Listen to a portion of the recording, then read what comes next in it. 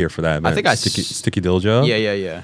And you know, we were all cruising on the highway together. It was a bunch of Hondas together. And he was like, "Dude, we can't do this out on the West Coast, man. We'll get pulled over so quick." Yeah. So it's interesting that you mentioned that. So what do? Do they just like smog. I don't even know, man. It's weird though, because like people do drive their cars out there, but I guess they just don't do it in like packs. For sure. Yeah, I don't know. But yeah, so, you know, with Prime, I always had this dream to build something that put us on the map from a sort of just like multimedia perspective as well. Yeah. You know what I mean? People just had to kind of see it, you know? Kind of like, I think of like Illust and stuff from like California. Because when I was getting into it, it was like, they were the ones that were big. And there's another California thing. I feel like when I was younger, do you have like an established date? Do you guys remember that was my what next year question. you guys kind of started calling yourselves Prime? Had to have been like 2015. Well, we started doing Seven's Day literally. Yeah, sorry. We started doing Seven's Day 7 years ago because we had the 7-year anniversary this year. Yeah. 7-7. Oh, shit. Which is definitely one of, and though that's the one that I've been to a few times, right? It's to celebrate. Yeah, that's like the biggest event. Is that your biggest event? Yeah, I mean, that thing just went crazy. Like crazy amount of car content, like not content. I don't know what you would call that. But like the sustenance of the show, like the quality of the cars that come, and you're obviously all there to honor this Mazda engine. Yeah. Like, and I think that's one of the every time too, like it's just it gets bigger. Right? Yeah, Dude, people from across the country come to New York just to see it. Yeah, yeah. that's We've had folks come from as far as Wisconsin Oh yeah. and like Florida or Texas. just to come hang out. Yeah, and see personally, everything. there were these guys that came here, and this was our Oh, first yeah, time meeting. Yeah. Justin, Garage Excite, and him and his friends pulled up here, and they were like, "Yeah, we drove here from Virginia or something." Yeah, they like sent us that. a And I was- message. They're like, "Oh, we're gonna go to Seven's Day. Day." So He we're just drove gonna his come car up to the meet you at city and shop. everything. All right. Like it was Yeah. slammed low Miata. Yeah. But you also have to understand, like, I guess on our side of things, because we always hope that we meet people's expectations. Yeah. Right? If you're going to an event, you hope that is one, safe, their night isn't ruined, and their expectation of this night is met. And when we hear, oh my, these people come from where? Yeah, you're It's getting like, kind of worried now. You're like, "Oh, this shit better be good." I get so much anxiety when Yeah. people tell me how far they're coming from. Yep. Because I'm like, why are you coming from so far, dude? You guys like threw this together in like 2 weeks. You're like, "Wait, you're coming from where?" Yeah, like, God, I hope this doesn't fall apart. We had a dude come from Florida once.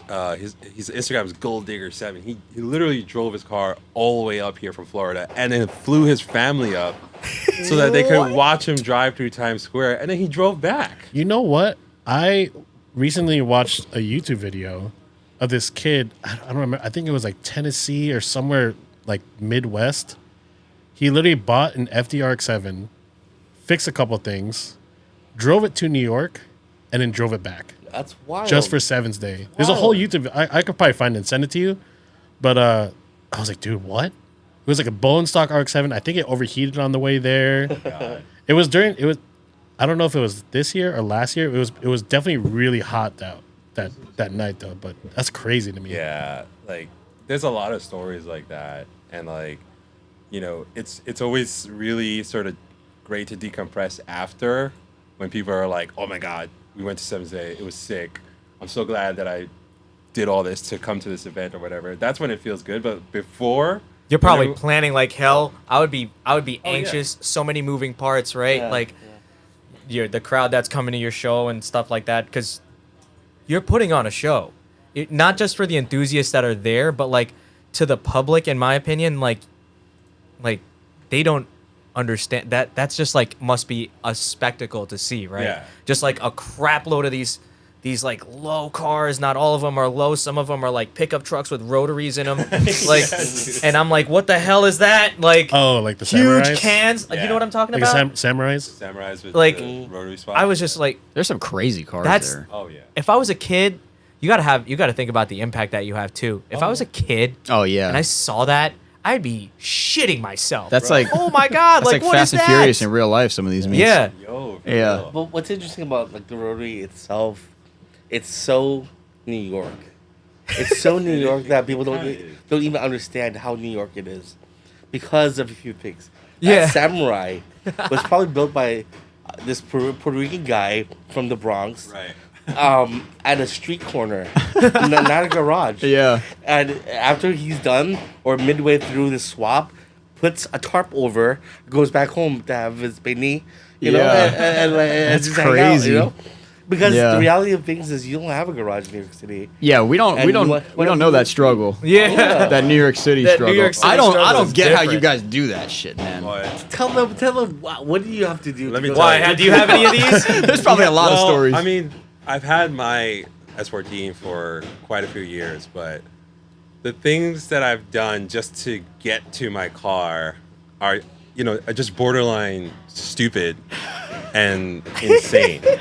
Like, I've had days where, I would take a taxi to a train to a bus just to get to my car to, just to turn it on, and then do the same thing to just go back home. This sounds awful. Dude, there's like that's It serious sucks. dedication. So- And like, Are you guys both in New York then? yeah. So, Okay, all right. Just getting So I'm born and raised in the Bronx, and I live in Astoria now because Prav has lived in Astoria for a good chunk of his life. And during the whole COVID thing, he's like, dude, just move out here. It's like way more, you can get a nice place. And it's like, because I used to live in like a shitty studio apartment because I was never home. Yeah. But then I ended up moving to Astoria because I got a cheap apartment. But my car is still somewhere in the Bronx. I can tell you where it is. That's yeah. That's the other thing. That's a Don't tell struggle. anyone where the car is. Yeah, I was gonna say it's all right. You don't have to tell us, but you actually went pretty in depth there, and I'm fucking like, crazy, dude. It's like, because what do you drive? Do you have? I heard you say S14. Yeah. You have an S14? Yeah. So I have an S14. It's a 97 got a SR photo swap. of I it? actually brought it here. Is it blue? it's Is blue. it the blue one with white wheels? Yes, The blue sir. with the Yeah, Advent I've definitely 222s. seen it. That's Beautiful, Vertex kit. Vertex beautiful car. kit. Yeah. That's that Honda blue, right? Yeah, it's the Apex. the Apex Apex blue. blue from the CR. I want to say. I want to say like it's more of a voodoo blue, off Toyota. yeah. Corolla. Did it come out the exact way you were thinking? Nah. Yep. That happens to me every single time I paint my car, so don't worry about it. yeah. I mean, it's still It looks good. It's fine. Thank It you. looks great. Yeah. Yeah, I like the. I love white wheels. I have white wheels. I also never thought that I would like blue cars, because my favorite color is red. Right. But you can only see so many red cars, right? I love like, blue There's so many cars. different kind of blues out there. Yeah, when that S14 was here, that was like, I was happy. Yeah, that That's tickled, good. definitely It's tickled clean, Frankie's and it's blue. OCD It's funny Yeah, because factor. Frankie loves I was blue. super nervous about bringing it here. 'Cause I Oh was yeah, like, we gotta yo, talk man, about this. These guys are gonna shit on my car, man. Like these guys are Literally, they'll guys, physically man. shit in it. No, I'm just no. He was like, I don't drift, so this is I I feel. thought it was more of a grip build. Yeah, it's just a street, like a nice. Yeah, it's street a car. Yeah. have fun car. Yeah. Fuck. But it brought me to thinking. I'm like, people probably don't bring their cars here because they don't drift. You know what I mean? So like, there's a whole group of 240 owners that either grip drive or just it's a street car. It's actually a fun ass car to Oh, grip drive. It's yeah, the best. but I'm It's like, so these fun. people need to bring their cars here, man. We Is it SR powered? Yes. SR. We're not biased against. Come on just now. drift. And he's got the right engine in there. Yeah, He's got an S14 SR, right? Yeah. S14? Yes. Yeah. He's got the right engine, the right car. And then what car do you have, Prob? Well, so back when he didn't have a daily, my LS 430. Oh, yeah. Oh wait, was it on the Was- work? No, are those work? Eurolines? the one you Eurolines, then Yeah, it yeah, was yeah. like a bunch of other wheels. And then it was like Wall du Chatelet wheels. Then I had some emits. I'm assuming it was on the. It's on the ground. It was bagged, yeah. back Yep, then. okay, So yes. that car played like our daily. So when we had That was no your show, daily. I'll come pick him up from the Bronx and we'll go out to like Week Fest or something. people listening to this don't even know how bad the roads If we are. had in New to, York. I remember we had to like put wheels on for your car. We had to like get wheels from his storage place. Oh yeah. My entire rear seat, it smelled like rubber, because he had to mount these tires, right? Yeah, This is how it Yeah. goes. you dude, know? the struggle is real. I love the LS lineup. Okay, so that car, I remember. Was it white? That one was silver. Oh, so Yeah, it was walled, yeah. Walled kit bags. Eventually sold it. I had like a moment during COVID where it's like, all right, I'm gonna sell everything. Sell Yeah. some Cash daily. I know. I cashed out. Literally, I had a Datsun 280Z at the time. That's the car I also have Sold seen. that one too. That was a beautiful car. So the guy who is quick story, the guy who bought that car wound up trading it for an RX-7. Interesting. Deal of the century. Dad, Yeah. did you hear that? No, my dad had a 240Z and like he sold it literally like right before I feel like stuff was getting expensive. And I was like, Dad, just wait. Yeah. And he fucking sold it. But somebody exported it. It's in Japan. It's that was a neat. They're slow in Slow? factory form, NA, but I don't know. There's just something about the mechanicalness of it. I've never driven a carbureted car before that. And like that, I love carbureted engines. Super fun. Super Yeah. fun to drive. weird as hell. My dad will like be literally just doing something to it. He's super old school. Adjusting the and I don't know carbs. what the hell he's doing in there, and Yeah. then he'll go out for a drive for like 4 hours. He's adjusting the carbs. Yeah, and then goes out, and I'm like, all right, bye. Like, he'll be up at Harriman. Yeah. You remember Yeah. that? Oh yeah, Bear Mountain. But no, that's a sick car. I remember that. So you cash out on a Z, you cash out on an LS. Because like I was like, Rob needs to buy another car. Please. So are you in Please. between phases so right now? I have a Yeah. regular daily black LS430, but I need a project car. Not Yeah. for long. So I for- can see. for the This is how it audience- happens. Convince me to buy your project car, please. What would you look for if you were looking for a project car? Unfortunately, I may go to a Honda. Yeah. But What Why is unfortunately. that unfortunate? because I lose sleep with a Honda. Like I'm scared. Oh, are you of talking being about a stolen. golden era? Yeah, like a type of DC2, DB8. I had a DC2 GSR. It was one of my favorite cars. Yeah. Just because I don't know, it's a weird because I could get that car to rotate, with just like a dab of the brake. But I have a Celica as my daily, and that it takes a little bit more effort for me to do that. It just has a really great setup for suspension. Nice. Yeah, we never really dabbled in Hondas here, but like I'm interested. But Yeah, I'm never not really- biased or anything. It's just really, it's fun because I like driving close to 90%. Yeah. Like, if I do that on a GTR, I'll probably kill myself. Yeah, in a fast car, Right? that's SC, crazy. Right? Like, I've had these cars where it's like, you spend all this time and money on the engine, and you can't really drive it at like anywhere near Yep, 100. I agree. Because you'll kill yourself or Yeah. get yourself arrested. We kind of do have that mentality. We don't really build super. I mean, we will if the customer wants it to, but we don't. We personally, me and Chris, we don't like cars that are like over 400 horsepower. I've never driven a car with over. Well, how fast would you say your car is, Chris? Mine now? Yeah, 300ish. that's the fastest car I've ever driven.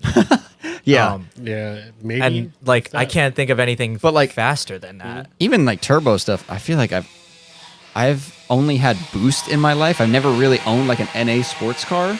But when we started getting like the new BRZs and FRSs, and I drove one of those for a while, I was like, I like this. Mostly because of that reason. You could like drive it to its full potential and not feel like you're in crazy amounts of danger. I like. That's why I asked what you got. What do you have done to your SR? Oh yeah, that's 14. Not much, just some bolt-ons. You know, it's pretty stock. That's to be perfect. honest. That's perfect. yeah. That's it right there. My build sort of philosophy with that one is don't break, Yes. because I just want Yes. to cruise. Like, you I know. love that. Yeah, that car is good. That car has Just got all the some right stuff. bolt-ons. I would and stuff much on it. rather have that Yeah, because so- then I know you can get in and just And go. Yeah, You and- don't have to be like, oh, hope this turns on today. Yeah. You know. Blah, blah, blah, blah, blah, blah, blah, blah. That's one of the reasons why I don't have another, because I want other cars too. But like, Yeah. you know, my greatest fear is that car breaking down at some point. Oh. Because I don't have like my own garage to tow it back to or drive it or I don't know. I don't even know what I would do if it broke down at some point. I'd be like, fuck, I'm screwed. I was gonna say it's insane that you guys even do what you do when you don't even have a garage. It's like you really are doing this for the community. That's what it feels like to me. You know what I mean? Like, cause you got to find your car somewhere. You got to take a train. You got to take a bus. Like, and then you make sure it starts. I'm just kind of like it's not outside. shocked. I'm shocked because again, I mentioned this earlier before we got on the podcast. This is my first time meeting you guys, right? From the outside looking in, I'm not gonna lie, Prime again is always so organized and always they have a great reputation. So I'm over here, I'm like, glad to damn, hear this it. guy's Me. He's got his own shit going on too. Yeah, but I'm also thinking in my head like, oh, they probably got like legit cars and like It's this that and execution. It's got an S14. It's really nice, It's but how you execute it, You know, dude. That's and then they're in the middle of trying to find another car. It's like yeah, these people need to understand that like they're doing this for the community. You know. Yeah, it's sometimes it's a bit of a struggle. Like there have been like Sevens Days and Street Icons and other events that we've done where like literally I took the train home because Prav had to go home and my car wasn't ready and I didn't have a daily. So seeing everyone have a good time Yeah, and then in their just go cars. home, I'm like, that's I'll great. make my call. And then one of my a tear would fall out and be like, all right, this was awesome. Then you hop on a train. and go home. That's the best story to. That's the best example of what I was just saying. Like, I mean, they throw on a huge car event. It's sick as hell, and then you get on a train and go home. And then that's it. Yeah. You know, so sacrifices got to be made sometimes. But why do you guys continue to live in New York City even though you got to deal with the struggle? Is it just because of jobs, or is it something else? Is it something more? You go first. Yeah, so I think for myself at least, job-wise, I'm a bit established within New York City Okay. as well as family. My industry is education. His industry is more like technology, media. I was just about to ask what you guys do because it has occurred to me that this is not your full-time thing. No. Yeah, no. And- maybe one day will be. That would be awesome. That's what makes it kind of real too. Is like you work right, and then you go and feel. This has been a constant topic when people come in here that don't work in the auto industry but still do something in the auto industry, kind of. Yeah. And It's So different. now- It's different from working, like being like Chris, working on cars all day, Sure. and then going home and wanting to either So- work on your own car or. so you're in education. You mentioned. Yeah, so I taught. I also did research for a bunch of years. Now I am working for a smaller charter school network.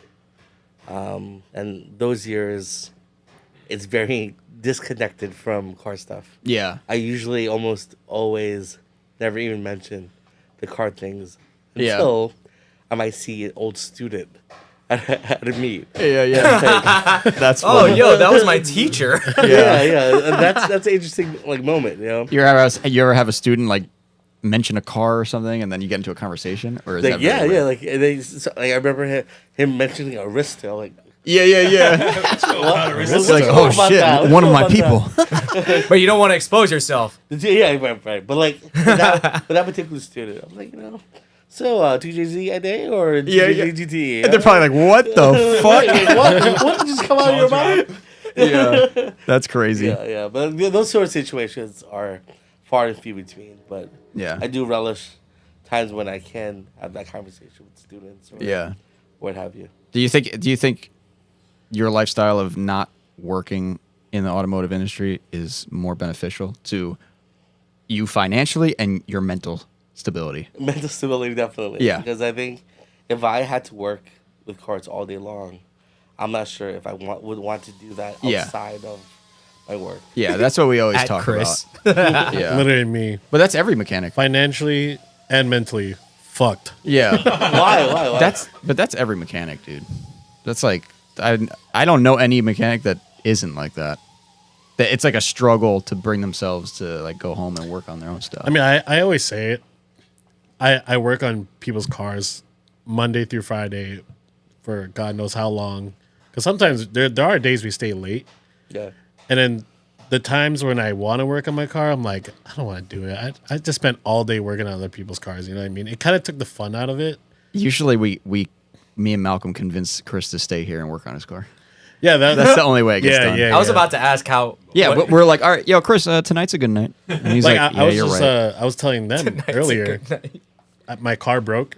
I put it in my driveway, and I didn't touch it for like 2 months because I really didn't want to work on it. And then eventually, I built up, the motivation. And I was like, all right, we got to fix this thing because it's about to snow. Yeah. I want to make sure this thing is moving at least. Yeah. So I do the thing where it's like I'll plan it days before. I'm like, all right, I'm gonna have free time right there, and then I'll classify it in my brain as work, and then I'm like, fuck. Like I have clearly nothing going on, and I'm just staring at my car Yeah. through the window in my house, and I'm like,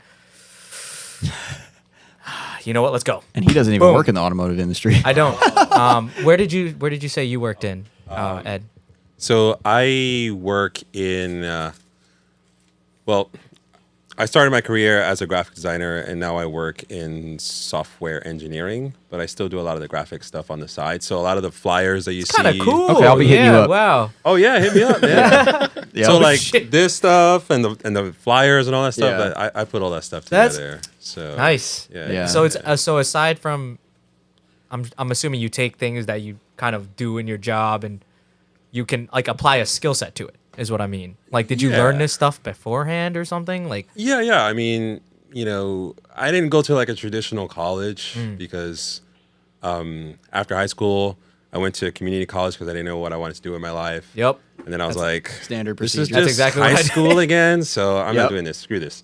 So then I got a job or whatever, and then I went to like a tech school and found Photoshop and Illustrator and like After Effects and all this stuff, and then I got trained in that and Nice. a lot of basically self-taught in that as well. Because after that, I wanted to make my own website.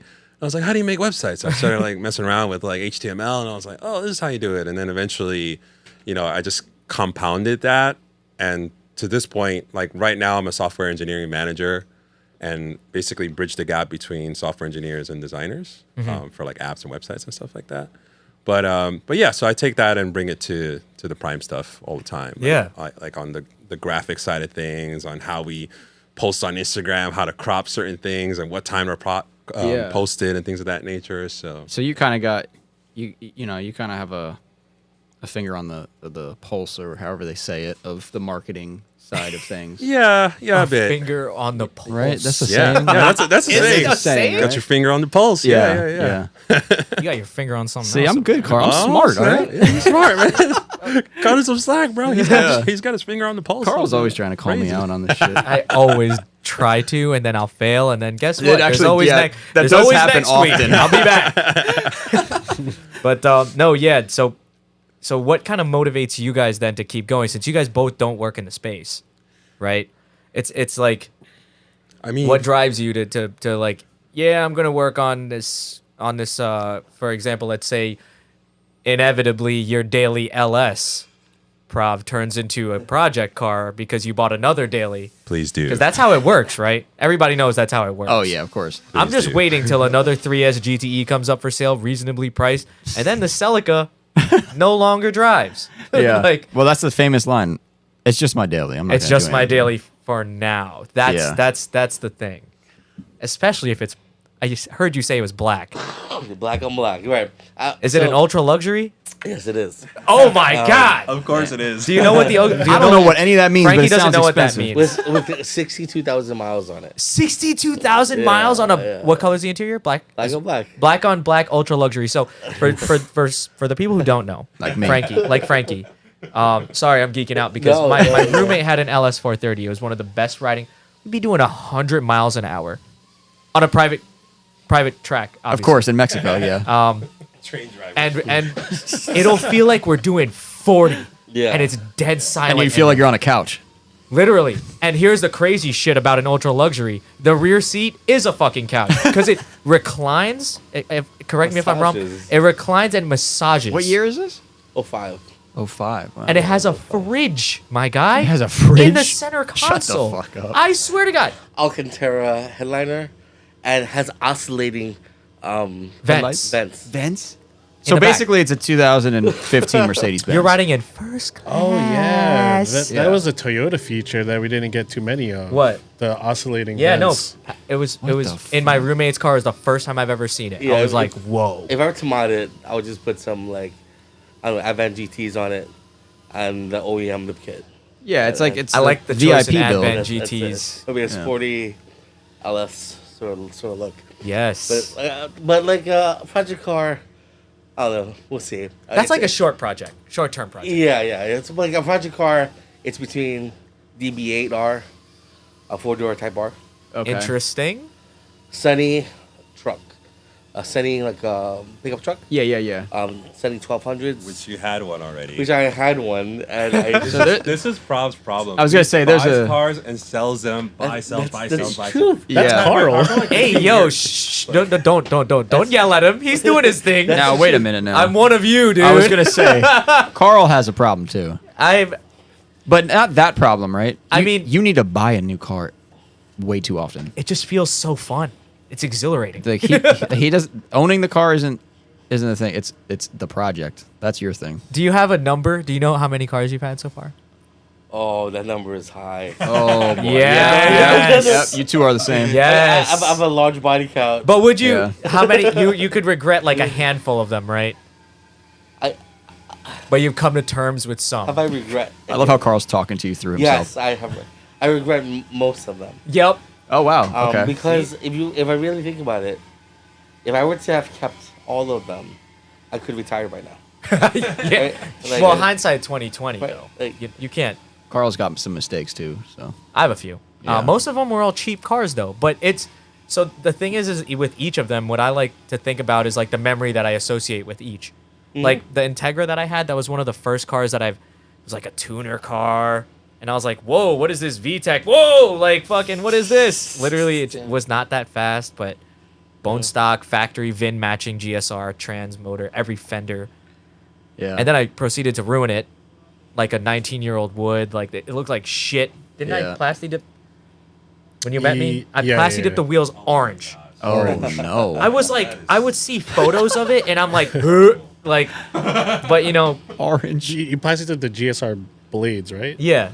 And like the thing is like I look back on that, and I can look back now, and I'm like, oh, yeah, You've grown a lot. a little better, a little Yeah. better. Definitely grown a lot. Still spray paint my shit instead of plasti dip it. I'm still stuck on the living in New York City thing. You guys need to like explain to me. yeah. So Like- this S14 is outside. What street? Is it a garage at least? Yeah. It is. Okay. It is in a garage. Okay.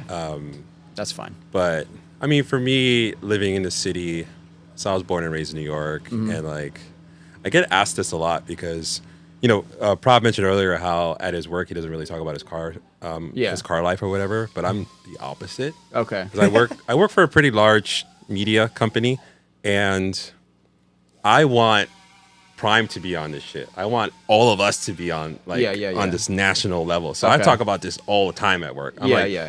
They're always like, "What'd you do this weekend?" You know, the typical like. Well, Oh let me man, tell the you. water cooler And then, talk. yeah, and it's like, well, you know, I took my kids to soccer, and I'm like, well, listen, we had about 200 JDM cars drive Yeah. through Times Square. It was the sickest shit you'll ever see. And they all look at me like, dude, what the hell's wrong with you, man? Do you ever take the S14 to work?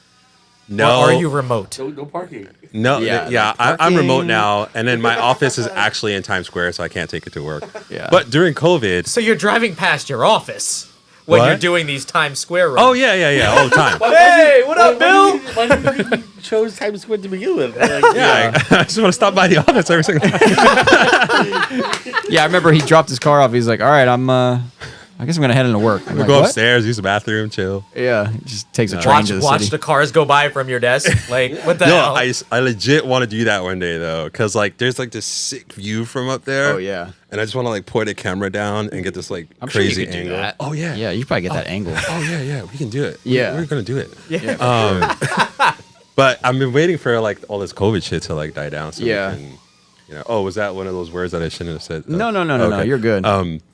What do you call it? So, wait, what was the question? Why am I? What's the struggle with New York? It's just and the why New do I York do it? struggle, but you kind of do. Well, okay. Here's one question. I mean, I already know because you brought the car to us. Do you guys work on your own cars often? And if not, is one of the reasons why, it's so hard to work on the cars being in New York City? I mean, for me personally, I don't work on my car often at all. Okay.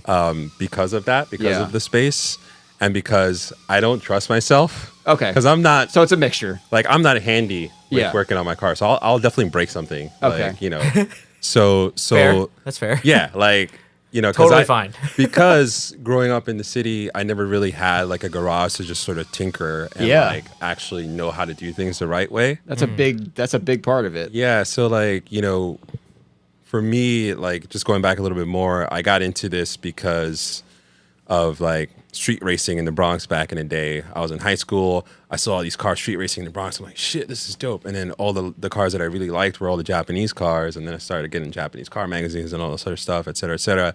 And then I got really into JDM cars. What time was this around? Sorry to age you. but 2000. Oh, I'm pretty old, so Is it 2000s? I just want to know. 99. this is like This is like right around Fast and Furious. late. This is pre Fast Furious actually. Holy shit. So, yeah, timestamp. No, but it is right around then, right? Because wasn't Fast and Furious 99 or something?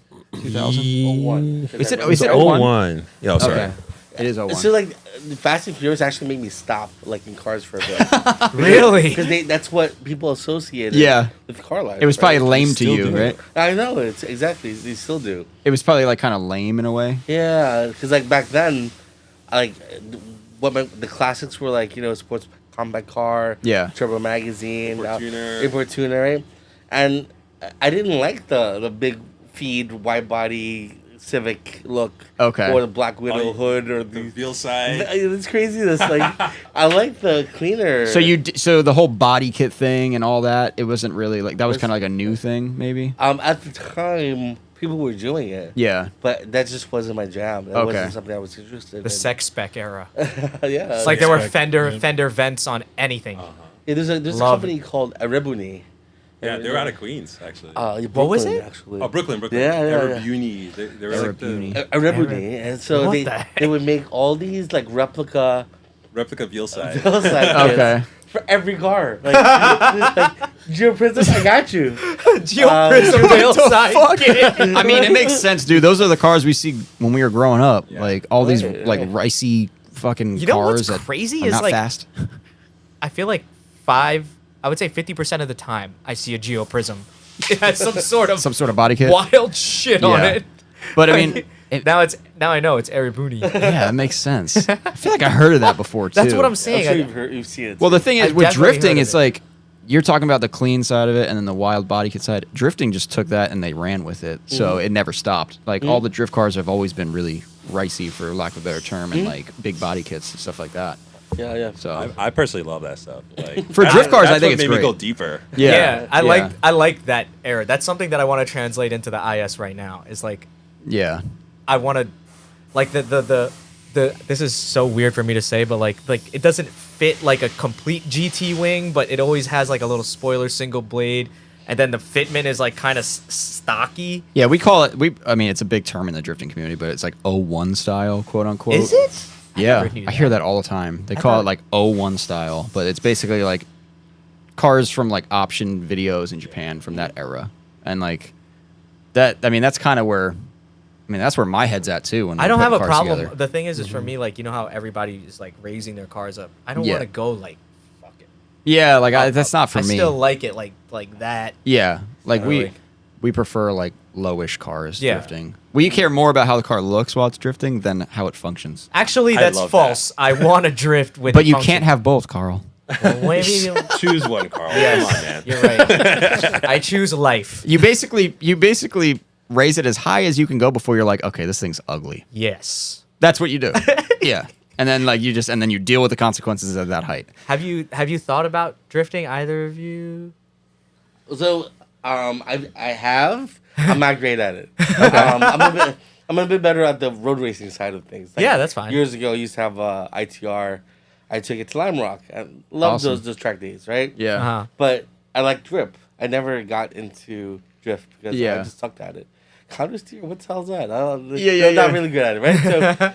So, I was thinking about that stuff. You know how good it I shouldn't even say this on air, but I'm gonna say it anyway. How good it would be if someone did a video where it's like you take people who've been drifting their whole lives and not really grip driving, and then you take grip drivers that like really know what they're doing. There's been videos like that. Did you see What, you that swap event 'em? that Yeah, just yeah. happened? Yeah. With Which the one? Coast? VTech Club versus Final Bout? Yeah, they just I, did that. I heard of it. I didn't watch. I didn't hear any. Like I didn't see any of it, but I heard of it. Yeah, Like, I was waiting for any YouTube videos coming yeah, out to something watch. like but- that. Yeah, That- they just did VTech versus Final Bout. Yeah. it was pretty Yeah. sick. I think Joey just posted up. Did they vlog, but race? I didn't see it. Yeah, They yeah. raced. Yeah. So but they basically took grip drift raced, cars though. and raced them. Yeah. That's cool as Okay. fuck. Yeah. Why don't I Yeah. know about this? That's what I like. I don't know. You gotta like. I need You to gotta be, have your I- finger I, on the I need pulse, to have Carl. my finger on the pulse. Come on, Carl. It's fucking not on it. Shit. Come on, you run a podcast and you don't even know these things. That's the problem. Is like I just enjoy talking about it. I could sit here and fucking talk about this stuff. We do not do. Me and you both do not do enough research before these things. We don't. It's we a don't. problem. Like I'm just I- going off of base knowledge, the ultra luxury knowledge. I just happen to know that because my roommate fucking Yeah, taught me about it. Like, but you guys, you guys got into this shit like in the like era where we always like think about. Yeah, that's the era. That's the golden. Yeah, because quote-unquote I golden wasn't. era. Yeah, I'm 32, so I was young in 2001, 2002. I was 11, 12. Like, Wow. I barely knew like what a Honda Civic was. You know what I mean? So a Type R swap, when I was getting into cars, Oh God, are we dropping dollar signs $2,600. for a full swap? So full swap with transmission. Oh, the transmission alone What is nowadays, it now? I heard, is pretty. I want to say 8,000. For the motor and trans? Yeah. What was an SR swap back then? Probably like $1,000. So that's I was like, wait a second, that's how much it was. So back then you could buy an ITR, chop it up for under less than $5,000, Yeah. put it in a container, ship it out here, and you'll make back your money within about a month and a half. Yeah, that's the other thing. Like container, like parts from Japan. It's like people think it's big now. It's really not. It was big back then Huge. because it was like a new thing. Yeah. I always hear from different people. Like Dave from Toge Factory was talking to me about it, and like other people. Wait, I want to talk about this because I don't know about that. What, the I'm- ITR thing? I got Now into it's cars very late. accessible because of internet. Back then, you had nothing. Oh, you're but- calling You had to call it in. importers. Yeah. Because like that's what I paid part of my tuition back then through importing things, because back then you had no internet. Well, you had internet, but Yeah. on the Japan side, It's. they didn't. Yeah. It didn't catch up. They still use fax machines over there. Yeah, I was talking about this the other day. Were we on the podcast? I was like, Japan is basically 10 years behind on the internet. Like always. Like you go on their websites now. Like you go on koguchipower.com. Oh, yeah. It feels like it's You go to 1999. like Oh, yeah, you- Ari Miya's website. Yeah. It's the same website that he built. Yeah. Day It's- one. It's like I said it the other day too. It's like a clickable Excel sheet. Yeah. Like, But it's have also it because take- they're older dudes too, and it's usually not like big companies, but some of them are, so it's weird. If it So ain't you broke- were selling parts? Yeah. So back then, but the person that was really good was Japan Partner. Okay. Japan Partner was amazing. Nengun these days, back then, they would hold containers for you in their lot, and as you're buying stuff, they'll fill it up. Yeah, I've heard of this. And at some point, okay, it's filled up. So guess what? Send it to the port. Off it goes. And it was somewhat affordable back To send a container because right now it's from insane. Japan to here, a 20-foot container was around like $4,000. Okay. $4,000. Yeah, I feel like that price it stayed relatively similar up until COVID, Yeah. and then it was And the taxes you pay, you'd say that it's scrap metal. Right? okay. Aha! There's the key, It's scrap everyone. metal, right? It is Yeah, pretty I mean, much. technically. You're chopping a car in half. That's scrap. Yeah. One thing also that they often don't tell you is when you buy a car off auction and you're exporting it out of Japan, you get some money back. Because Japan doesn't want. They don't want that. They don't Garbage. want to keep making waste. Yeah. They're getting rid of waste. Wow. Okay, some of that. Interesting. Some small stuff here and there was interesting in terms of the trade of it. You can, if you were to just bring the cars over here, you can stack literally cars in the container. Yeah. And they would wire it for you, or they'll build Yeah. this thing out for you. I think they still do that. Yeah, definitely. Yeah, I'm sure. That shit makes me nervous when I see that stuff. I'm like, You know, when you see the ship and all the containers are falling off into the ocean, and you're just like, there goes your origin parts. I don't. Everything I bought is USDM. Like I've never owned a truly JDM car like Chris or Oh yeah. like anything. I'd be so scared of like buying something from over there and then me waiting for it to come here. It is That scary, part probably. in between there, I'm like, oh my god, my luck. I have really shitty luck, guys. That's something that I need to share just because I It's a do have Carl shitty thing. car luck. Yeah. My luck, I would buy something, it would get literally lost. At For some sea. reason, they had to reroute through the Bermuda. They gotta Triangle. go to the Bermuda Triangle. I'm gonna get the shipping update. Oh, there it goes. I guess gone. Yep. Beat. Oh, man. That's cool though. That's But yeah, that's that old that's, information. I didn't know that it was. Yeah. You would think that it was bigger back then. I actually wrote, I think I wrote an article on Prime how to buy stuff without the middleman.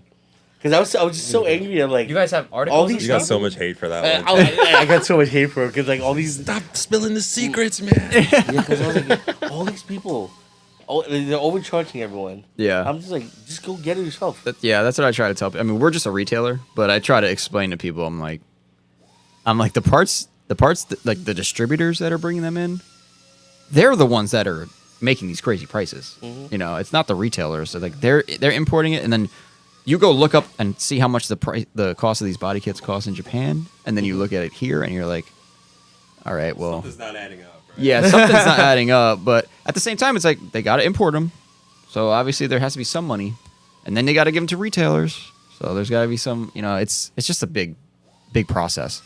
But if you can get them, you know, if you could get something shipped via air, or if you can fill up your own container, then yeah, obviously that would be the best bet.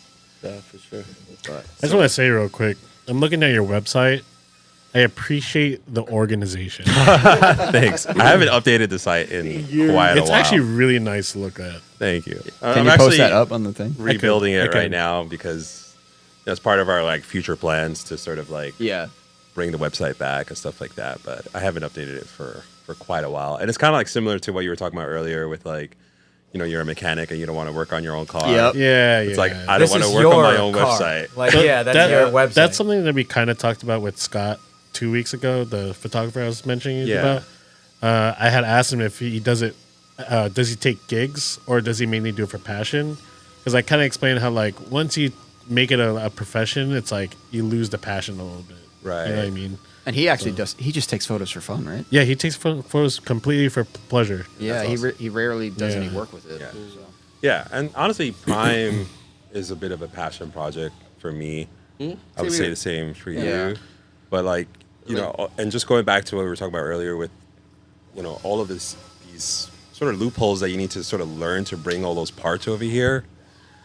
One of the reasons that I think, you know, the East Coast is unique is because we have to go through all this stuff, then put them on our cars over here, and then drive on these like shitty roads. And not have anywhere to park our cars. So we have seasons. We have fucking like winter, you know, like California. You guys don't have like California is snow. just cheating, man. Well, I Yeah. feel like, But you have you travel up the north. police. You got Yeah. you got a little I bit mean, of seasons, I guess. Over Much love to there. California. Love Yeah. everybody out there and the scene. But it's just, you know, for me, looking at those magazines like Super Street, Import Tuner, Honda Tuning, all those classic magazines, Yeah. they barely ever featured anyone from this region. So True. understanding that everyone sort of went through all these struggles out here to you know, you somehow were the unlucky one to get into this hobby. Because like sometimes I do these things, I'm like, why the hell am I doing this? Why am I not into like cross stitching or some shit? So you know, so sort of like building a platform to sort of celebrate people that go through this struggle. That's and good. Like also sort of like, you know, putting images together that sort of show like a sick car. Like you guys know Ted from like Regiment Zero. Oh, yeah. the Yeah. LRX-7. My grandpa. That's your grandpa. as What's well up, be. Ted? So he's like one of the primary reasons we started Seven's Day, because three of us were just getting together, you know, chit chatting, and we were talking about Seven's Day in Japan and how there's so many amazing photos, and then we were just like, why don't we just do that here? Like, what the hell? Yeah. So I then think I've heard this story Yeah. before. Wait, no, continue. Sorry. No, it's cool. And then we just did it. And then we were like, well, why don't we just put it in the magazines ourselves? So like, you know, Prav or myself or even Ted, we would hit up like Speed Hunters, Super Street, and say, hey, I know you guys are covering all these dudes all over the world, Yeah. but we got some shit. Give me a date range. When was this? What year? So for Seven's Day, this was basically 7 years ago. So what's Yeah. this like? What year are we? So magazines 2022? were still going 15. strong. Well, that was like towards the end of the magazine. Might have been like the cool, like it's cool to have a magazine. Yeah, It's like, it was kinda it was neat. like the tail end of the magazine era, and this Yeah. is when like Speed Hunters was coming up and all this Yeah, other and it stuff. was more internet based. Yeah. So there was this one article that we wrote for Speed Hunters, and we literally titled it "This is New York City Car Life," and like I think I've seen that. yeah, and the cover photo is like an R32 and a white RX-7. And like that was like our big sort of splash into the sort of automotive media scene. That's cool. You know, even though we did the event in New York, obviously we got people from Connecticut, from PA, from Jersey. but the fact that we're doing it in the city, it is part of like the car culture and the car life of New York City. So that's why we titled it that. And then like the whole article sort of explains basically like the struggles that we got to go through and all this other stuff. That's good. I mean, just seeing Times Square in the background is that juxtaposition is just so crazy. It's like the last thing you would expect. 'Cause it's like, Times Square, you got like bunch of tourists, buses, taxis, and then suddenly there's like this crazy JDM wide body RX-7. Yeah. What the hell? And like people, I feel like people that are not from around here seeing that probably don't think too much about it. But like us being in New Jersey and we know what New York City roads are like, we see that and we're like, whoa. Like they got all these guys to come out and drive on these shitty fucking roads. I was gonna say like that kind of exposure, that kind of shit makes waves because to us like Times Square and being in New York and stuff, we can experience that. It's somewhat within reach, right? Like we would drive, but then people, I'm gonna talk far now because I'm Filipino, so people in the Philippines will think of Times Square and who are into cars. I bet you type in Times Square JDM or Times Square, they're coming up. Anything like Times Square sure. car, it's gonna come up. Yeah, like that, and people don't really.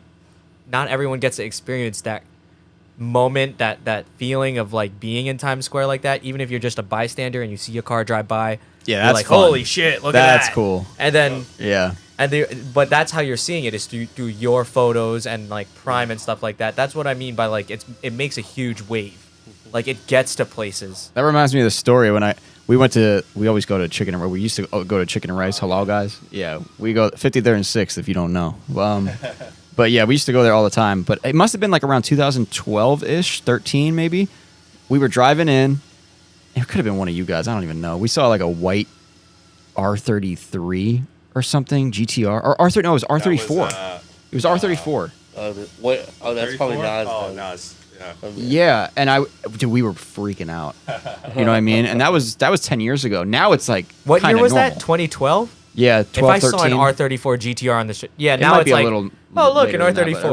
around there, Now, around 13. back then, that would have been like, what the fuck I know. is this doing we here? were like, what the fuck? And we're like fucking chasing him down. He goes to Chicken and Rice too, and we're like, okay. So we're just fucking hanging out there. But yeah, I'm sure you're aware, like by now, that this area has probably the most amount of GTRs. right? Yeah. Probably in the world. Yeah.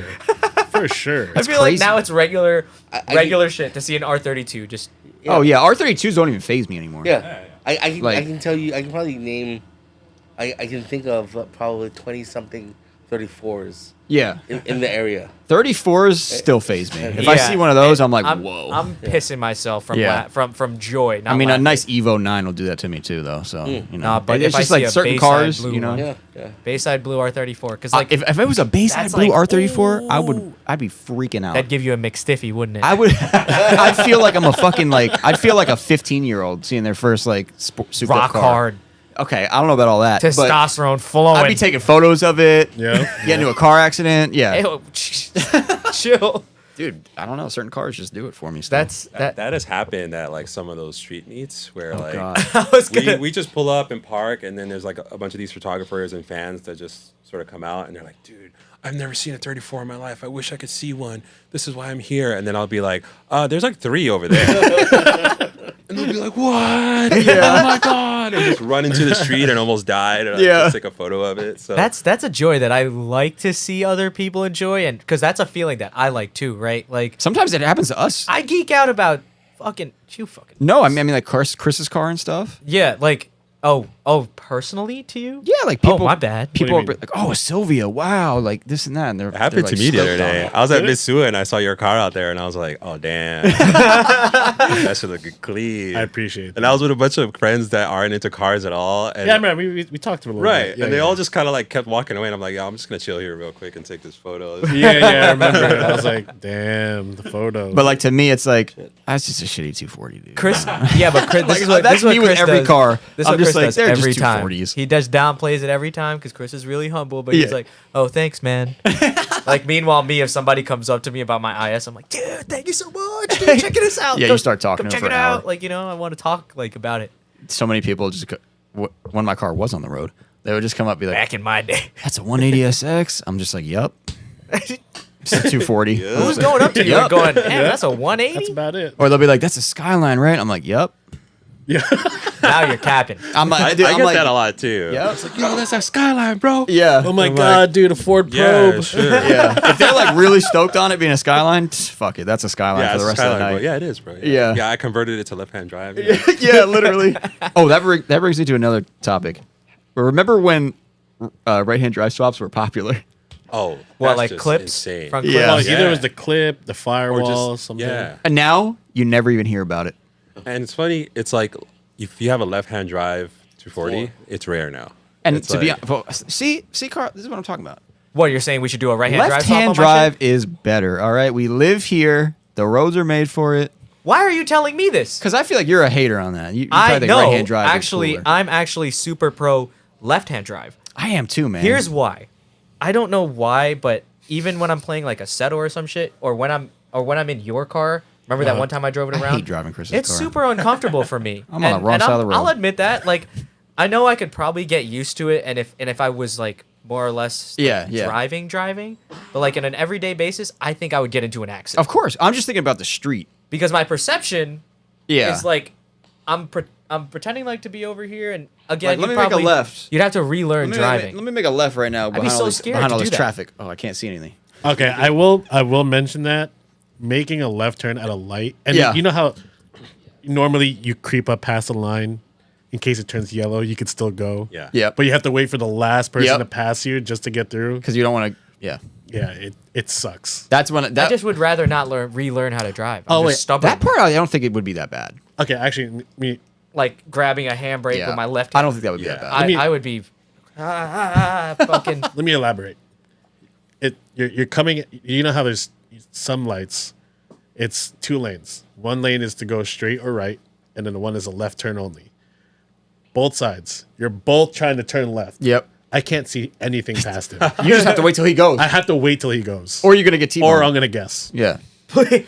Here we go. And then Great. you- I've been a passenger in that situation. I would get clipped. And then you're leaving work one night and you're like, you know what? Let me hit that Taco Bell real quick. And you're like, oh, So you're like, fuck. I gotta reverse it. This is a whole What the process. fuck? Yeah. And then Chris's car has that little chime. So then it's like talking in Japanese as you're Yeah. backing up. That's Oh, the yeah, best yeah. part. Da-da-da. My Like- my first time driving a right-hand drive car Mm-hmm. was actually, Tell me it was in New York City. it was not in New York City. It was an R34 Skyline Bayside Blue in Japan. Oh, it's right here. Oh yeah, that's it. Yeah, we shrunk it. Yeah. Damn, in Japan too. I was freaking out. This was my first time ever driving in Japan too, and like driving this, this car that like is like everyone's dream car, right? Yeah. So and I never driven on the other side of the road in another Oh my country. That make me. God. That would. I'm I was freaking out about that stressed right now. out, man. I would Yeah. be stressing. I Like- wouldn't be able to enjoy myself. Was I'd it be like a rental car? Like how did you? Yeah, so there's, I think they still do it, but there's a service in Japan called Omoshiro Rentals, Okay. and back in the day they used to let you rent an R34, an RX-7, an SX, whatever, all these sports cars, and you could either do it for a few days or overnight. They had like the overnight rental, so you can go like race on the Wangan or do the C1 loop or whatever. Hey yo. And that's actually what I did. Oh Okay. hey. Now I'm interested in going to Japan. It's sick. Now that I know that exists. Yeah, like Or might exist. that was like one of my dreams. I was like, yo, one of these days I'm gonna be in Tokyo and driving a Skyline 34, racing on the highway, and that was like a bucket list. But on the day of, like, I was kind of dreading the day too, because I'm like, shit, man, I'm gonna be driving in Japan, right-hand drive. I've never driven in this country before. I'm by myself. Oh my god, dude! You're gonna have people screaming at you in another language. Oh yeah, and I had to take the train to. This is like going back to the meat stuff, but in another country, like I had to take the train Yeah. to the closest stop to the rental place, and then walk like 30 minutes. So that whole walk was just me, Just dread. second guessing myself, Getting like, anxious I as hell. shouldn't be doing this shit. He's man. he's What second the guessing fuck? and dreading going to drive an R34. Yeah. I'm picturing that literal scene from Tokyo Drift where he fucking Oh, I know you're is talking. trying to about. take the train and go to school. Yeah. That's you going to go see your Yeah, R34. and I'm like, I got a cold sweat. I'm like, what the hell? Why am I doing this? Like, Yeah. It's like, no, you gotta fulfill your dreams, man. Just do it. So like, finally, I get the car, and then I thought that the the staff was going to sort of walk me through like Walk the you through how basics to of drive a car. driving. And They all. just gave you the keys. He gave me the keys and a laminated piece of paper that told me the rules of driving in Japan. And he was like, all right, go enjoy. See you later. It was in English at least, right? No. Oh Not my English at all. god, dude. He had a That big gives me he had anxiety. he had a big picture of initial D and he pointed at it and he's like, no initial D, okay? No initial D. That's amazing. Like, okay. And then I just drove it out of there and the roads are super narrow and everything's backwards. And all I did was like drive straight to a 7-Eleven. Get out, recuperate. And I sat there for literally like 20, 30 minutes. And I was like, okay, the car's here. You got to drive this shit, man. It's going to be all right. And then, you know, I mustered up the courage to How many go. times you turn the wipers on? A lot.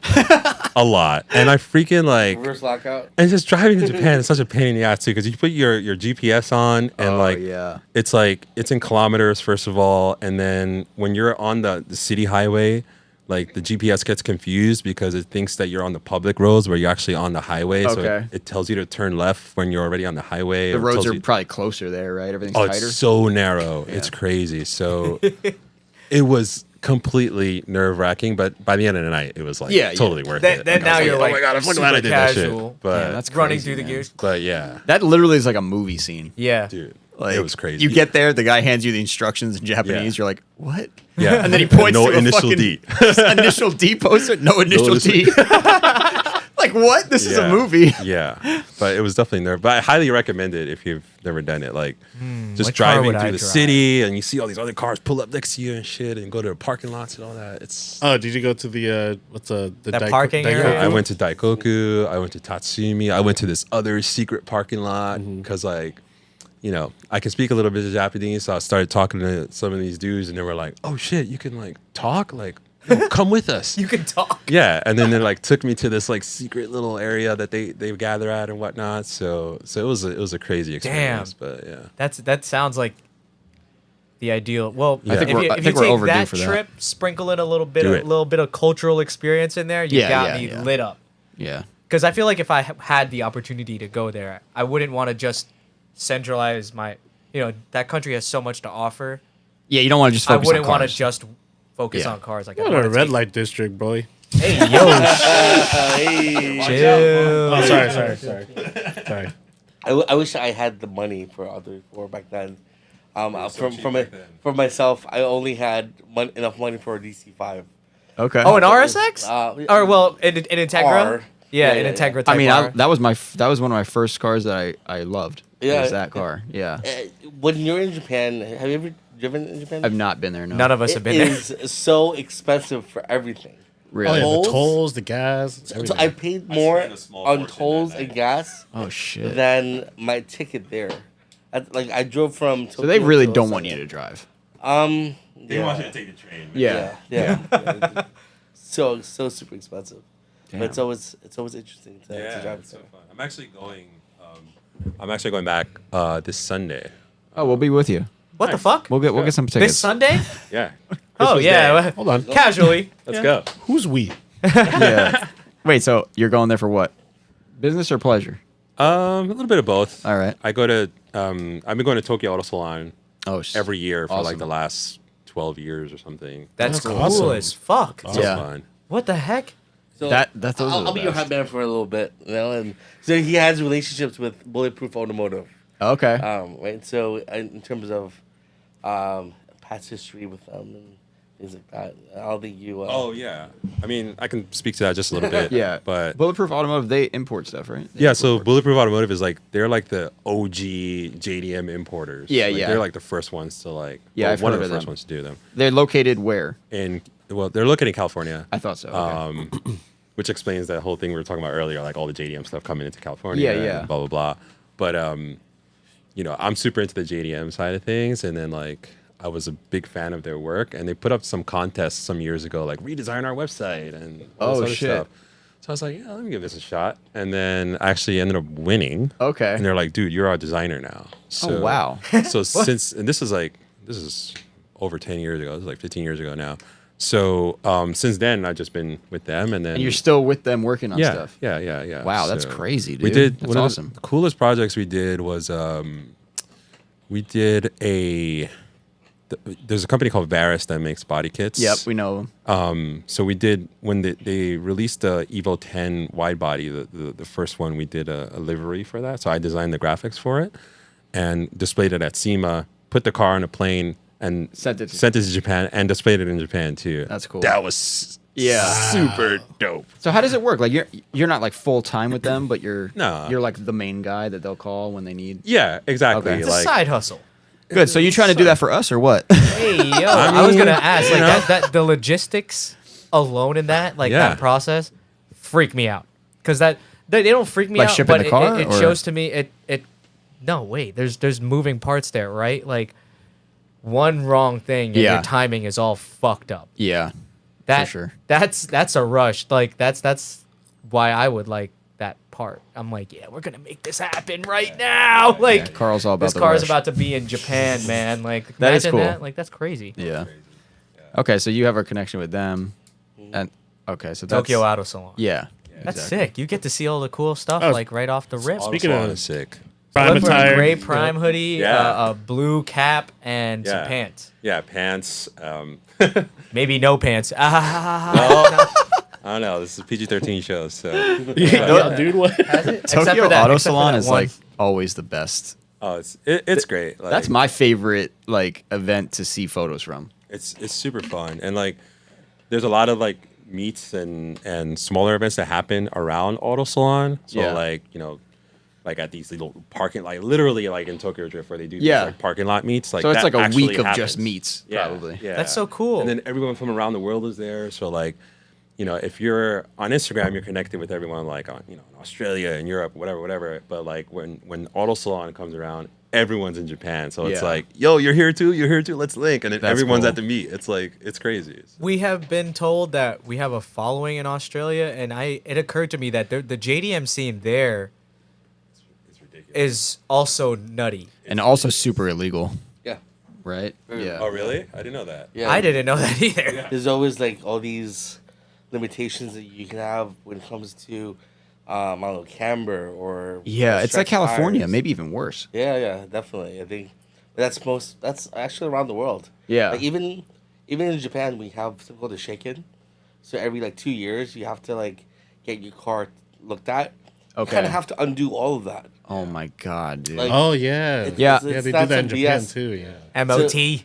Yeah. So I try to explain to MOT, people how right, good right. we have Yeah. it here. Oh yeah. Yeah, like It's crazy. we have it so good as far as Shout out to cods. our Australian I mean, listeners, as far as man, if cars, you're like out car there. mods. Yeah. You know what's crazy? Like so, Sevens Day used to be super huge in Japan. Yeah. And now it's actually dwindling because they're getting so strict with these Emissions. sort of, yeah, and It's kinda they crazy they do can even on the still do it. spot inspections. Like the cops will do like checkpoints and do an on the spot inspection and tell you like your car's broken and give you like a ticket or take it away.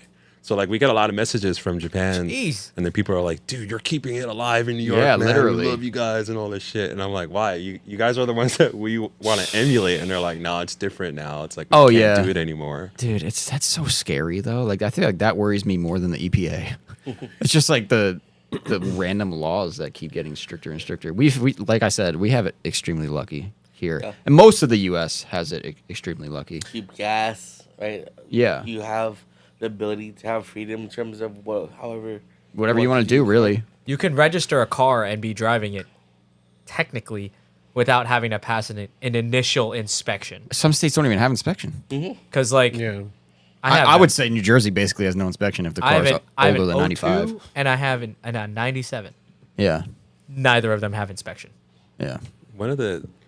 A good example of this is, I think, what was it, 4 years ago? We did an event. What was it, Sevens Day or Street Icons?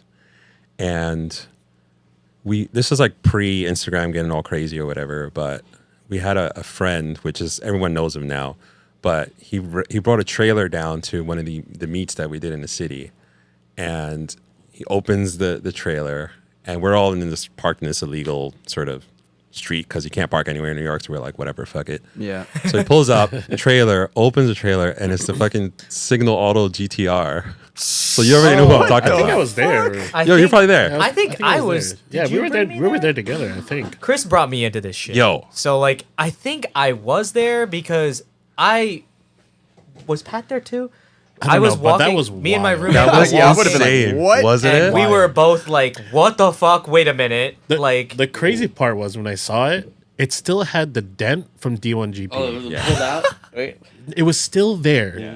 And there's videos of it getting that Yeah. dent. And I was like, whoa, Yeah. this is crazy. But like, that car is driving in the streets of New York City. Like, Yeah. how good do we have it over Yeah, here? right? You know Yeah. what I mean? Exactly. Like, That's that guy in Connecticut, right? yeah, That's that car Colton. now? Okay. Super cool dude. Like, I met him through Willie. Willie is, do you guys know Willie? Nostalgic Grains. He makes like really Yes. cool. Yes. Does he have a Datsun? of He has a some sort? Datsun, and he's got the E9 CSL. Okay. I the know wide him. body. I feel like I actually like met him. Probably. Yeah, but a long time ago now. So But- so Willie had a booth at First Class Fitment Okay. back when First Class Fitment was around. R.I.P. The best show ever. It was one of the best shows. Shout out to Can I Beat. yeah. But yeah, so we met him there, and then we were like, "Yo, we're doing this meet. Like, bring that shit out." Yeah. And he's like, "Full send." I'm like, "Yeah, full send, bro. Let's go." He's like, "I'll bring that shit." I'm like, "All right, bro, bring it." and then he did. And then he brought it. I want to talk to that guy. Yeah. That's should. that would be a sick Yeah. podcast. And Signal Auto R34, dude. I just Yeah. remember like there was when we saw it at Seventh Day, there was like we were literally just trying to walk around some scaffolding, and then like and then you boom, see the color, and I was like, and just eggplant. then the splash, or the little like Yeah. you know, Classic signal. Yeah. Yeah. livery. Yeah. and I was like, wait, like, Yeah, is like, this it? Wait a minute. I've This seen is like the in RC videos. car you got at home. Like, Yeah. what is this? That's crazy to me. And, you know, fast forward a few years later, I think it was 3 years ago, we were in the city, and he comes back with top secret S15. Yeah. Yeah. Like the D1 car, like the street version. But That's the car that They drifted that at E-Town, I Yeah. think. yeah. yeah, Yeah, he He had a private he day. let Chris drive it, right? Yeah, he let Chris Knapp drive it. Knapp drive it. Yeah. I was like, dude, come on, man. You couldn't call me?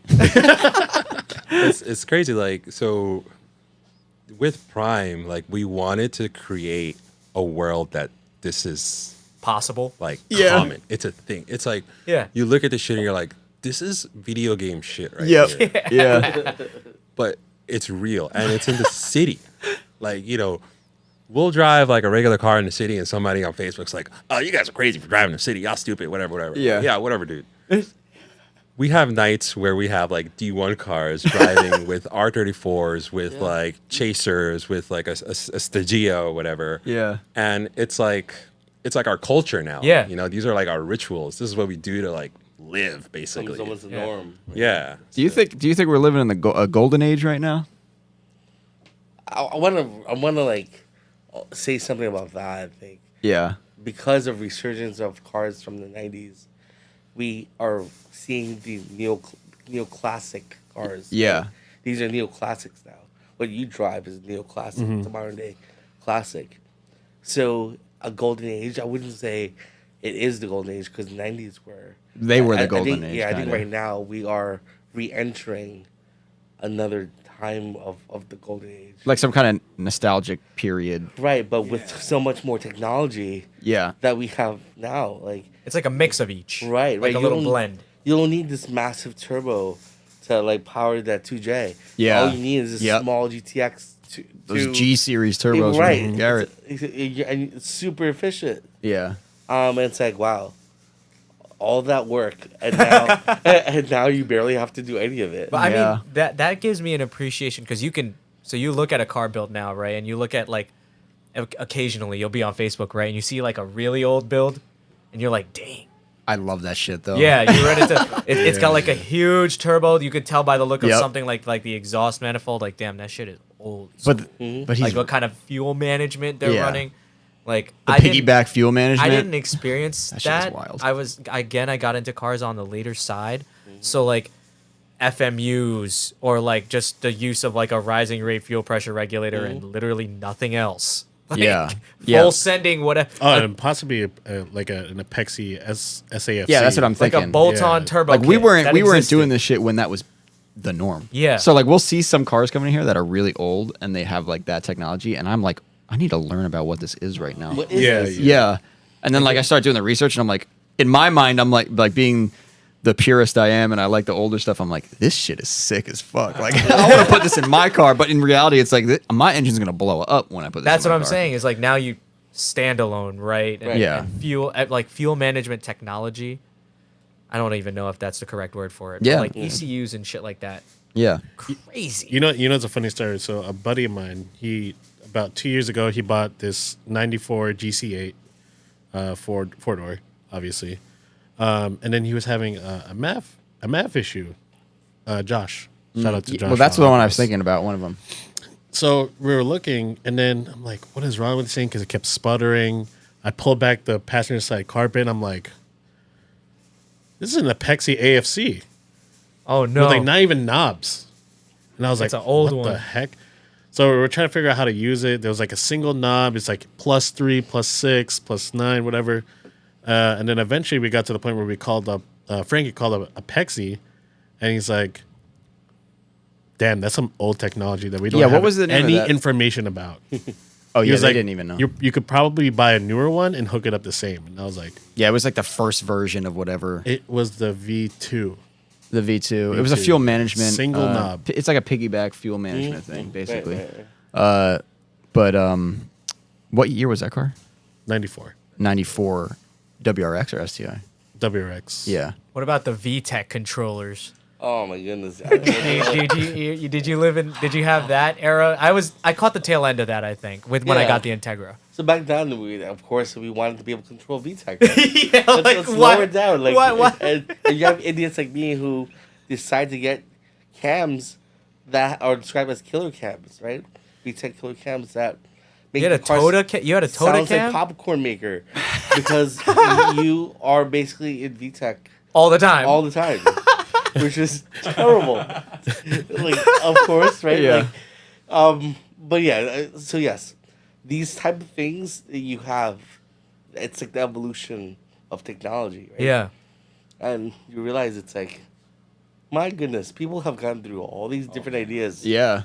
to get to where we are now. You know? Yeah. It's like sometimes we'll see that old technology and we'll be like, this is a really clever thing, but this is like some shit we would have thought of in the garage. You know what I mean? Like we would have just made this weird, and that's literally what they did back then. And they actually sold it. Yeah, and then they sold it. Yeah, like it's wild. Like I that feel fuel like it controller made it was so easy, simple. much easily accessible now, Yeah. because that information is there for everyone to see. You know, I mean, if you worked hard enough and you know you use your resources and network and met all these people and got your information, all the stuff is like somewhat available and at your disposal Now, yeah. With you, as long as you're It's so easy. as long as now. your pockets are deep, Yeah. because cars suck But like, financially. imagine being in like 2003 or something like that and trying to figure. It's like you gotta go on the forums and you gotta pray to God someone's already gone through this shit because Bro, you know, forums were like, when was you ever see like a post that's like that tail end? It's like 2014, 2015. That's like when I was. posting. That was when I was learning about 240s and S chassis. Was Yeah. during the forum time, but like the end of it. Zilvia.net. I mean, I still go on Zilvia, We yes. still go on forums now. Still, Zilvia's a thing. Yeah. Man, I was on that yesterday. yeah, yeah. We're always on I that. just look at photos there. Like, I used to go there for wheels. Yeah. Yeah, no, it's still. I mean, it's a lot. It's like barely hanging on. They're like they're trying to really? keep it up. Like I remember we had ads on there once. When I had ads on Zilvia for Faction, I was like, I've made it. Like in my mind, I was like, all right, we made it. This is it, guys. Hell yeah. Meanwhile, we have like Better we have like no money in the bank account. I'm like, yeah, we made it, dude. Like we got Faction Motorsports on Zilvia. When did you start Faction, by the way? 2012. 2012. Okay. Yeah. Oh shit! So you just hit your 10-year. Yeah. Yeah, we were talking about that the other Congrats. day. Thanks, Whoa, man. where's Yeah. the party at? Yeah, there was no party. Congratulations! Happy New Year. That kind of Merry blew by. Christmas. In August, it would have been 10 years. But I wow. mean, the thing is, like, the first 6 years was just me selling parts to my friends. You know what I mean? Like, it wasn't like I didn't Yeah. have a shop or anything. So that's why it kind of, I tell them all the time on this, but like, it was like a slow, very slow, safe, Low growth. risk. Low risk. Yeah. Yeah. But your consistency sort of Yeah. essentially got you where you are today. I mean, you got this amazing podcast gear. Yeah, we're definitely just. I mean, it's just the only thing on my mind is that. You know what I mean? Nice. Like I don't do anything else. I go to I wake up, go to work, think about this, leave, think about this. Yeah. Yeah, it's just It's great though. Like, so, for me growing up, you basically have what I thought was my dream job back then, and I still kind of do. Because like, I know what you're saying. I go to the office every day. I'm sitting there. I'm like, in meetings and typing shit, and I'm like, God damn, I wish I was doing car stuff right now. This is so annoying. Yeah. You're in there Yeah. like, damn, after work, I'm gonna have to lower the car. I'm basically at work doing a quick data analysis here, but my second screen is Yahoo Auction Japan. But meanwhile, they're like, you can read Japanese? No, I can't. But I've saved all these keywords for me to search it. Yeah. Right? I know what you mean though. That like, that was me too. Like, once I figured out that I could sell parts and do this for real, I was like, oh, okay. So I'm just gonna have a shop one day, and we're just gonna do this. That's cool. You know what I mean? And it's like that was just in my head. It was obviously a long path to that. Like, we didn't have a legitimate shop till maybe 2018. So it took a long time to get there, but it was always just in my head, and it was never like a question of is it going to happen? It was just like, when is this going to happen? I feel like. But there was this quote I see sometimes that says something like the 12-year-old version of you right now would be stoked on what you're doing, something like that. Hell yeah. And I'm like, I love that quote. I need to think about all the that time. more often. Yeah. Yeah. Yeah, that's how I feel when we're out there in the streets and like. And you there's, see like- everything happening. And I'm just like, I turn into a kid Yeah. when that happens. Like, I get super emotional too. Yeah. Like, I tear up. I don't give a shit. I'll say it. I would too if I saw that "Oh my Signal God, Auto car come out. Everyone's out here. Everyone's having no. a good time. Yeah. As This is an amazing. as an Like- organizer, that's probably means so much because like even the little things we managed to plan, like we get all of us out on a Sunday. Yeah. I'll fucking cry about it. I don't care. Say that with pride, man. Yeah. Let yourself yeah. be happy about Yeah. something, Like that's so rare nowadays. Like, so you work in an office as well. There's so many times where I'll talk to somebody and they don't get to experience that love and passion about something like that. Oh, yeah. You're sitting there at your desk, meeting after meeting. Teams notifications are popping off, and then all I could think personally about is like, hope I could find a Beams on Facebook, or like, damn, that shell is still for sale. Yeah. I get paid next week. But that's good Yeah. though that you have that like escape. You know what I mean? That is Yeah. that's It's that's almost what an it is. escape, but an I mean escape. it's like a basically a side hustle, but at the same time it's like an escape. Yeah, from your I job. mean, it's definitely an escape, but it's like, I don't know. It's really sort of satisfying to see that we can sort of bring people together that have the same mindset. Because Yeah. the mindset is like really important too. Yeah. Because like, one of the reasons why our sessions or meets or events are usually, secret or invite only is because You're trying to Right. keep the bad vibes the out. and- mindset is Yeah. very important. Because one thing I get, because I talk about this car stuff all the time at work or with my family or just random people that I meet, and they're like, "Oh, you're those guys. Oh, what? You're Like, those BMW guys that are always like revving. Oh and, yeah. And you're the burnout Oh, guys, brother. the takeover guys, right?" And I'm Yeah, like, God. "No, that's not us." Yeah. Driving in between cars on the highway. Right? It's not. cutting it up, cutting it Yeah, up. yeah. So like over the past few years, the sort of mission of Prime has started to shift to sort of establish that difference where Okay. there's like, wait, we can be into cars and not be assholes to the general public. That was going to be guys. my next question. Actually, was going to be how do you guys feel about the current car community and culture? What's going on recently with all these takeovers and whatnot? And it's the new generation. Obviously, it's not just something that's randomly happening. The younger kids are all involved in that stuff. So like, I don't really, and I'm gonna chime in just because like, there's a select. Oh, yeah, I'm sure there's some of them that are- of a younger generation Okay. that like appreciates that old head mentality. Not I'm gonna call it old head mentality, but like that original. I'm offended. Vibe. Yeah, right. He's like taking shots right now. That the vibe that it was like in the beginning, like and when you boil it all down, like you're all there for the same thing, right? You're Yeah. all there because you like the same thing. Yeah. I feel like there is a percentage of like that younger crowd that's getting into like buying GR86s. If you're young and you could buy GR86, fuck you. But like that's getting into cars and like making their own experience and their own journey. Like there is a percentage there. But I don't know why there is that There's large a big population percentage of that takeover isn't. kids. They're just doing dumb shit. Like, Yeah. So to speak on that a little bit, I want to hear your guys' perspective Sure. on that. I think as that happens, I think it's equally as important for us to be known and to be seen doing the right thing. Yes. Right? Agreed. Because being I a think- role model. Right, Basically. exactly. You're definitely a teacher for sure. Absolutely, absolutely. You're such a good guy, but, dude. but like in terms of like media presence, right? Yeah. Media almost always flock on the negative, right? Yeah. Let there be some positive, right? Yeah. Right. Like Yeah. when a police officer sees me, I shake their hand. Hey, what's going on? What you guys doing here? How well?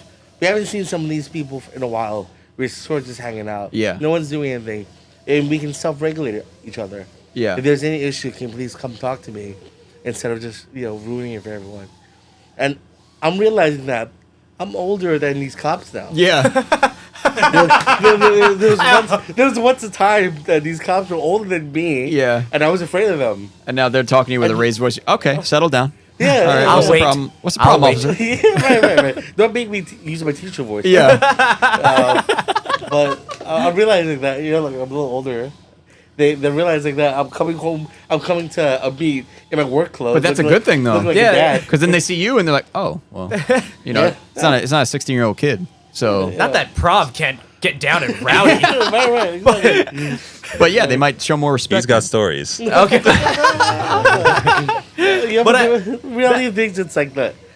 As things happen, as takeovers happen, I think we have to do our part also to make them know that not everyone's like that. So you're trying to, it's a yin and a yang thing. You're trying to balance it out. Right, That's all you can do. Yeah. I mean, what else are we and by spreading like that, right? Like that's what you're kind of doing, right? Like you're trying to not raise that, but just have it make an impact, like that wave again. As long as these kids see that happening, then They're maybe like, they'll "Damn." think like, oh, maybe I shouldn't be doing this. they're kind of able to shit. hang out and not get arrested. That's dope. Yeah. Like what? That's weird. They didn't What's so total their hard to cars. market about that? You actually hang out and not break your leg. Yeah, wow. Like, Yeah, it's weird. No one got ran over. That's A Mustang didn't rip my pants That's off. the crazy thing. Like these dudes are getting like Hurt. injured. Getting Like Some dude motherfuckers got are his flying through the air, dude. pants. I know, His dude. fucking pants got ripped off by a Mustang. Yo. We talk about this all the time, and I'm just like, I'm sorry. The videos are hilarious, dude. I'm sorry. I will laugh at their expense. I don't mind. crazy. Like it's it's insane. I don't really and I don't know, like, what is the influence there? Drifting, unfortunately. Yeah, I guess. it's drifting and how Yeah. easy it is to drift or Yeah. do burnouts in those Chargers Yeah. and like these fucking Hellcats and shit. But like, I think the first time I experienced a takeover was the last H2O. Oh yeah, that whole weekend is, Is that a takeover. was that a Oh, wait, the this final past one. one. No, it was. Or it the was, actual The last one we final. went to. the last one we went to was the last one that like was like official? officially When was that? H2O. Is that what it was? That was like 4 years ago, There was, like, I probably think that might have been now. 6 years ago. 16? 17. I think I Oh. was at that one. Yeah, and that was chill, but like There was daytime was people- chill, and then at night was just Insane. chaos. Yeah, like straight chaos. It was like madness. And at first, don't get me wrong. At first, that shit was kind of fun. Like because I wasn't used to going to H2O. Well, there's a that was my level of first time ever. there's at a level H2O. of I used to- rowdiness though. That's like for the bet. Like It that was guy, just that fun. guy, 'cause that guy's just having fun. It was like, wow, this is nuts. But then once it's like, oh, we're gonna do this every year, it's like, okay, well, there goes that event. Yeah. No, but like I feel like there has to be like some sort of method to the madness, right? Like if there's a difference of like putting on a show for people. Like people do burnouts down strips all the fucking time. Yeah. They're not clipping people. Yeah, Like, yeah. No, it's different. That's It's obviously different. Or like yeah. I feel like don't the even whole think thing is that- like how close can you get? Like yeah. which is drifting. I know it's Eh. annoying because like we see But this and we're like, my "Ugh." clipping point doesn't have legs. Yeah, Like, yeah, But it's also just social media, right? Like everyone wants to go viral. for sure. Is that So it it's- too? That's a Like- big part of I it. think that's the main part of it, honestly. Yeah. Like, I hate the rollback. Look at the video, dude. Everyone's got their phone out. I hate Literally the rollback. everyone. Like, yo, I'm going Somebody's viral, son. recording. Yeah. Like, And then a car comes into frame and some dude's doing a reverse and then his hands are out the window. They'll Yeah, be in the. Well, I'm gonna call it the pit because I think that's What what, is they call it. That's where they're doing the donuts. it's the takeover Like a mosh burnout pit. pit. They'll be in it, like selfieing. And I'm like, what? Dude, you should be looking for that car that's about to hit you. And then fucking boom, fuck phone goes flying. Yeah, they really be like this. Be like, we outside. Yeah.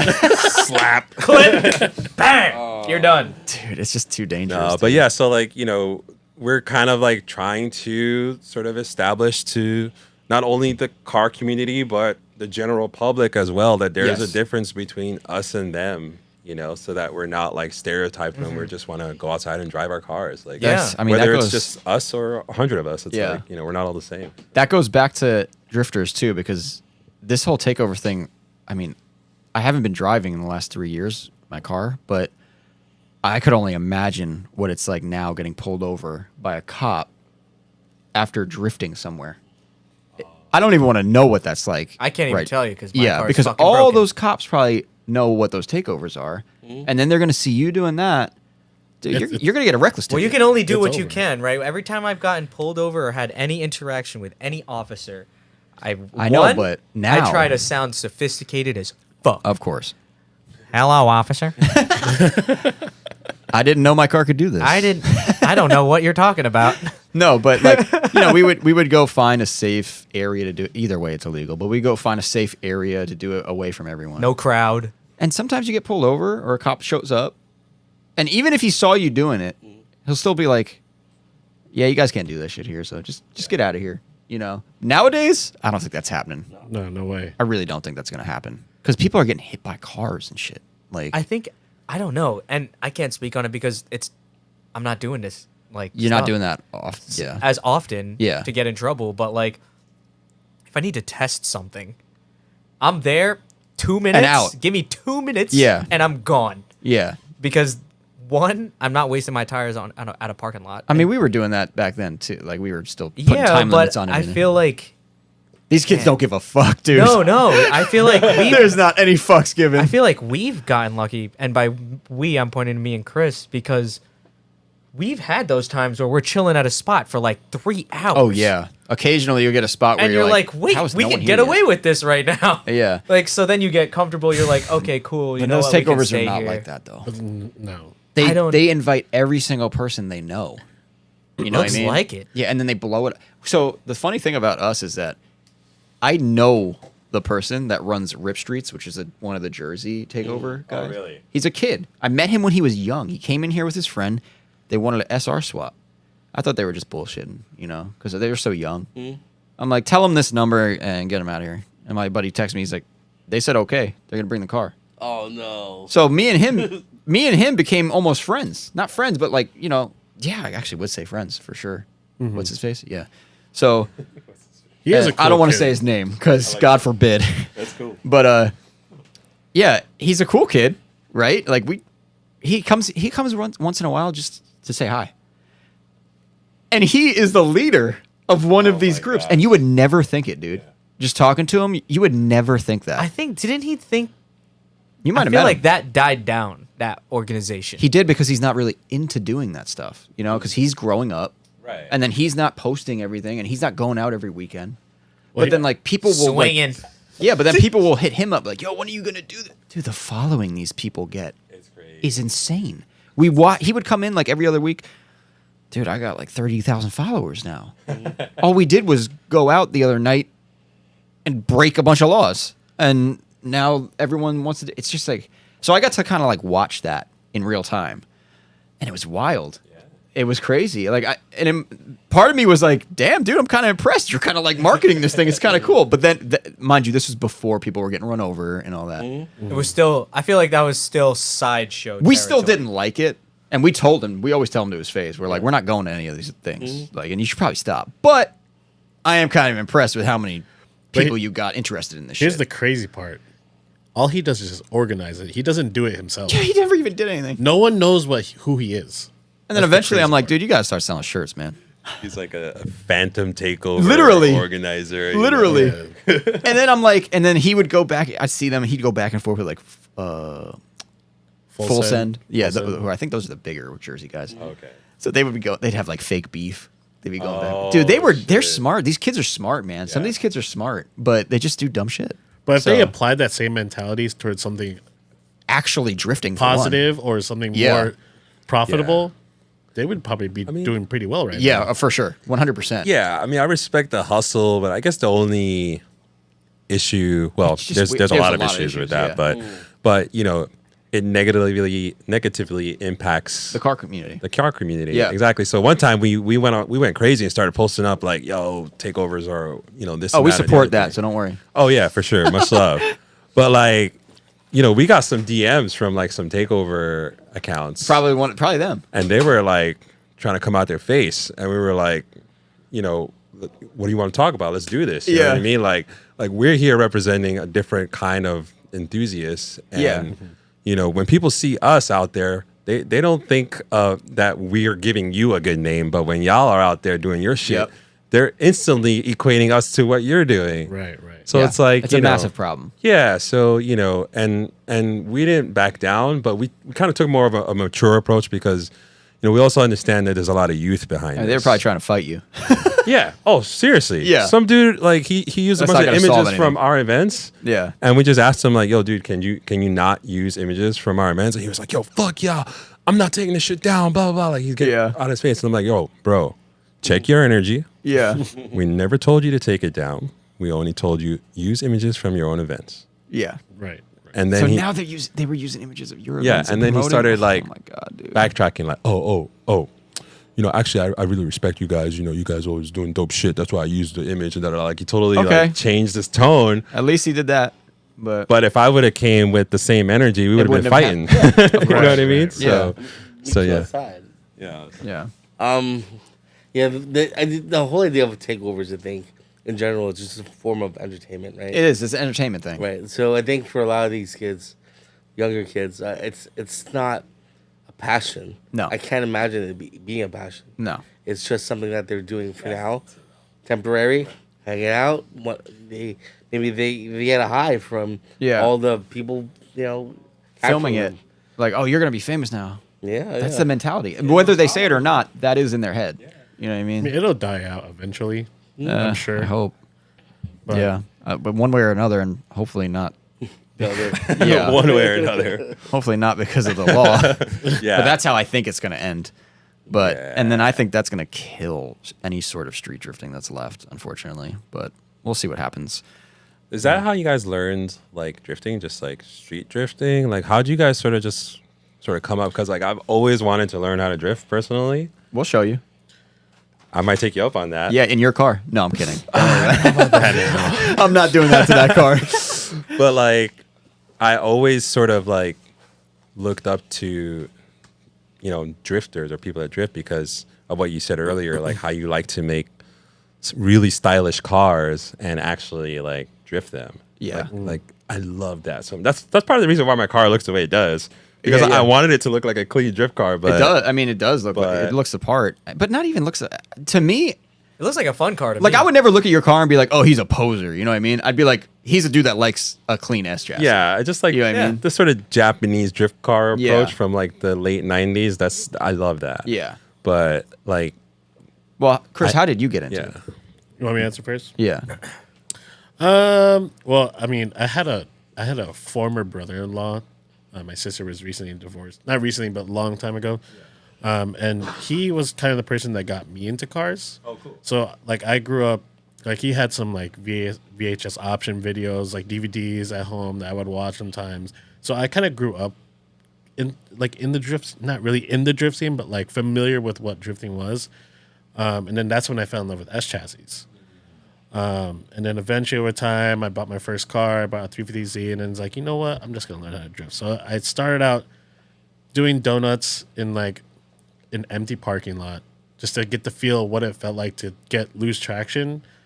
And then eventually, over time, I was like, okay, now I got to start learning how to control it, and then maybe ask other people that know how to drift to kind of help me out, and then go into events and all that. And then it's just all about getting out of your comfort zone. Yeah, You that know what I seems to be mean? the thing with people. Yeah. Like they want to do it, like you want to do it, but you haven't taken that next step. That seems to be the only thing that like stops people from It's doing it. it's kinda like skateboarding. It's tough to do that though.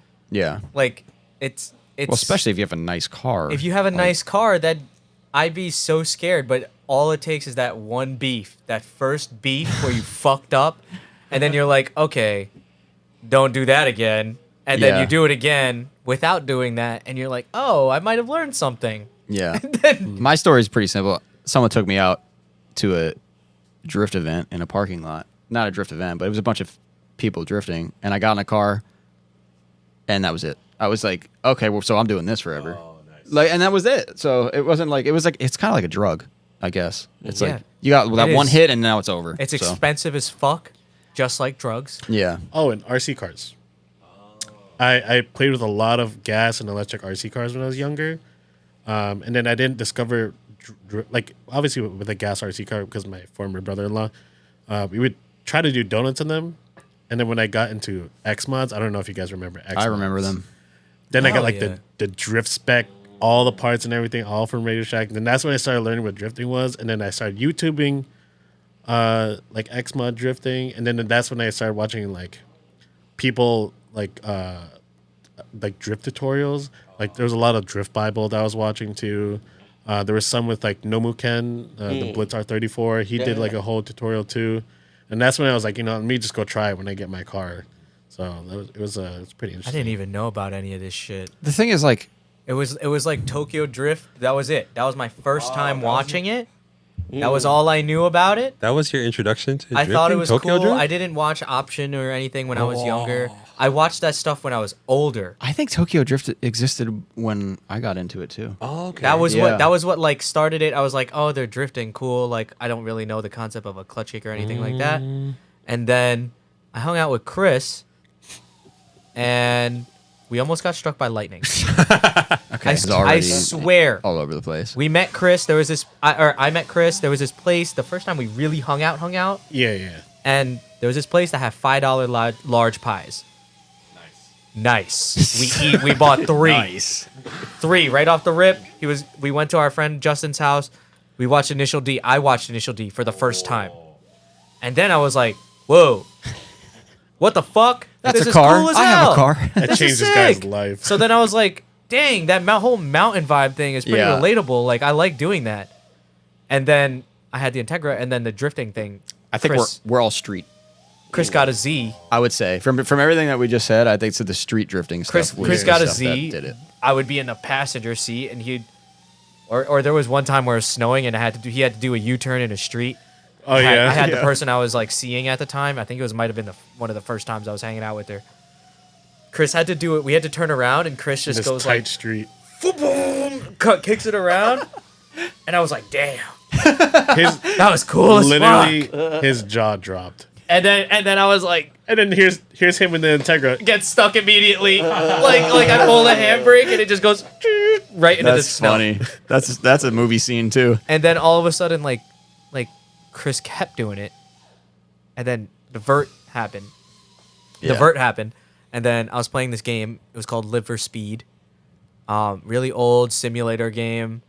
They had no like real cars, but like the physics were pretty good, and you can like run this third-party program to edit the values in the game, so you can make whatever engine you want, dude.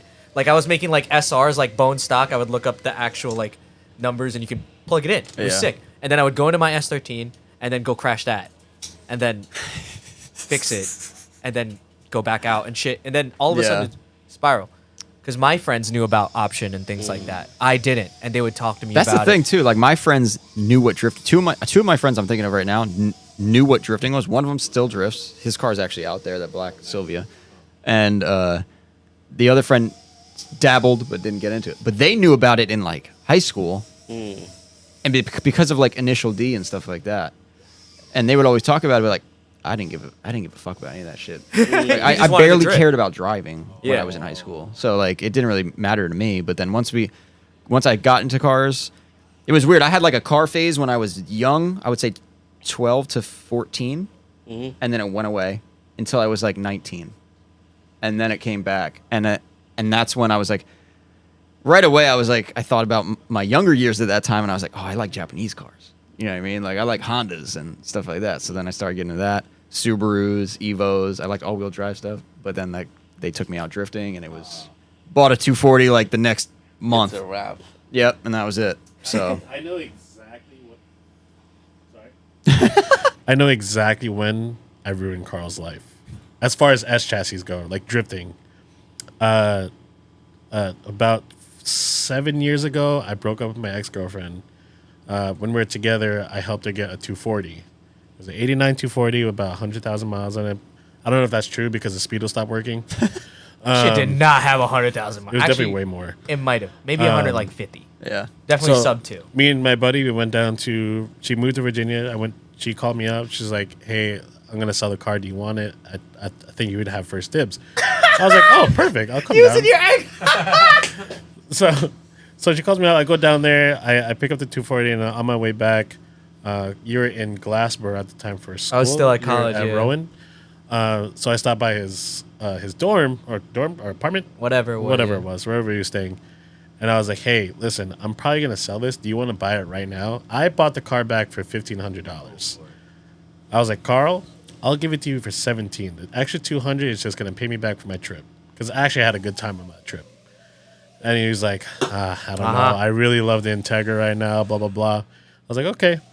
Sold it. And about 8 months to a year later, he's already looking for 240s. I looked for the vert. I think you ruined him when you did that U-turn in the street. that was You the. think so? Yeah. The way his face lit up. I literally was like, I remember. That was it. I remember it. It was like a one-way street, and obviously I'm with a girl, Yeah. and like I see Chris do this shit, and I'm like, damn.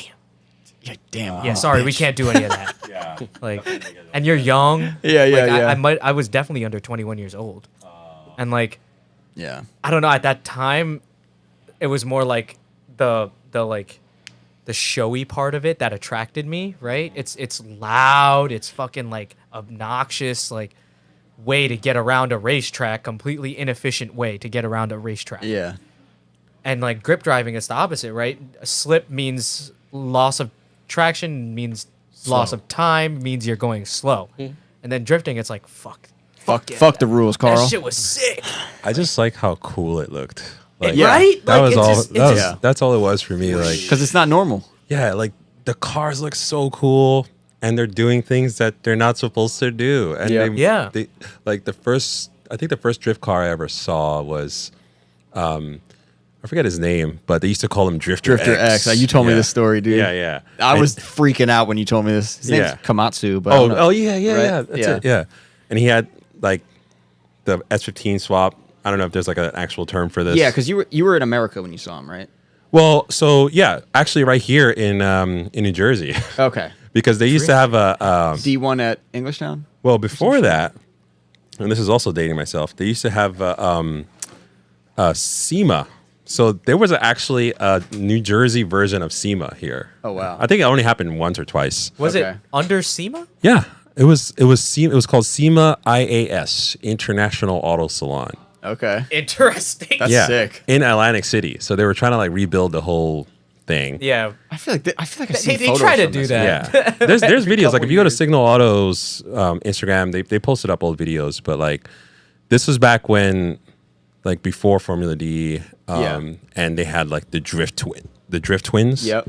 And they were both like orange. Yeah, with I know the blue- cars you're talking about. So that was like the first time I saw drifting in person, and I was like, "This is the coolest shit I've ever seen." That was probably like 2003 to yeah, this 2005. is way back in the day. Like, Yeah. like this was.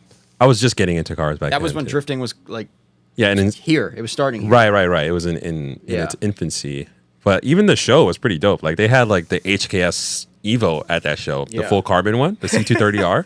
That's That shit was in New Jersey, you're not Atlantic City, dude. damn, Johnny, you missed it. Damn, Yo. they used to ship We got a cars friend around who like loves crazy. Evos. Yeah, It seems like once the housing market crashed in 2007, that was when shit kind of stopped. Like cool stuff Yeah. involving Japan, bringing cars and stuff. Right. It seemed like that's when it stopped. That's because everyone's expendable income went out the shitter. Yeah. Wasn't that like recession time? yeah. I think so. Yeah, that's the housing crash, right? Yeah. The financial It's crisis. 2007, 2008 is Yeah. when like all that stuff, like all those companies left California. Right, and right. And that was it, like Signal Yeah. Auto and all that. Right. So, But there was a little bit of a golden era there when, for sure. when D1, like the first time I was a huge D1 fan. Yeah. Back in the day, like I was following this shit like it was like World Cup. Bro. I swear to God, That's like, sick. I knew all the points. Yeah. I was so into it, like it was crazy. So, you know, the first ever sort of D1 championship was going to happen at Irwindale, and it was going to be. Yep. It was like the U.S. versus Japan. I've seen photos from this. But it was actually like the Japanese sort of championship. So I went out there and they brought all these cars from Japan too. They had the top secret G35 V8 twin turbo. They had the Aria Mamiya, Super Gritty 7 from Tokyo Auto Salon. Like, I'm getting really nerdy right now. Someone did a really good write up on this event. I think what happened was he found a bunch of old photos. But I couldn't find it right now. Yeah. But maybe if you want to dig for it, but D1 California. Oh, it was so good. That was the one where actually Von Gittin Jr. won. Oh yeah, he like upset all of the Japanese drivers. That's upsetting me right now. They were all freaking out, like what, you know. And then like after that, sort of Formula D started to sort of like gain in popularity. And I think there was like this whole story of how they wanted to Formula D wanted to collaborate with D1, but D1 was like, nah, we're doing our own thing, and that's why they stopped coming over here. Yeah, I don't know the details, but wait, what am I searching up?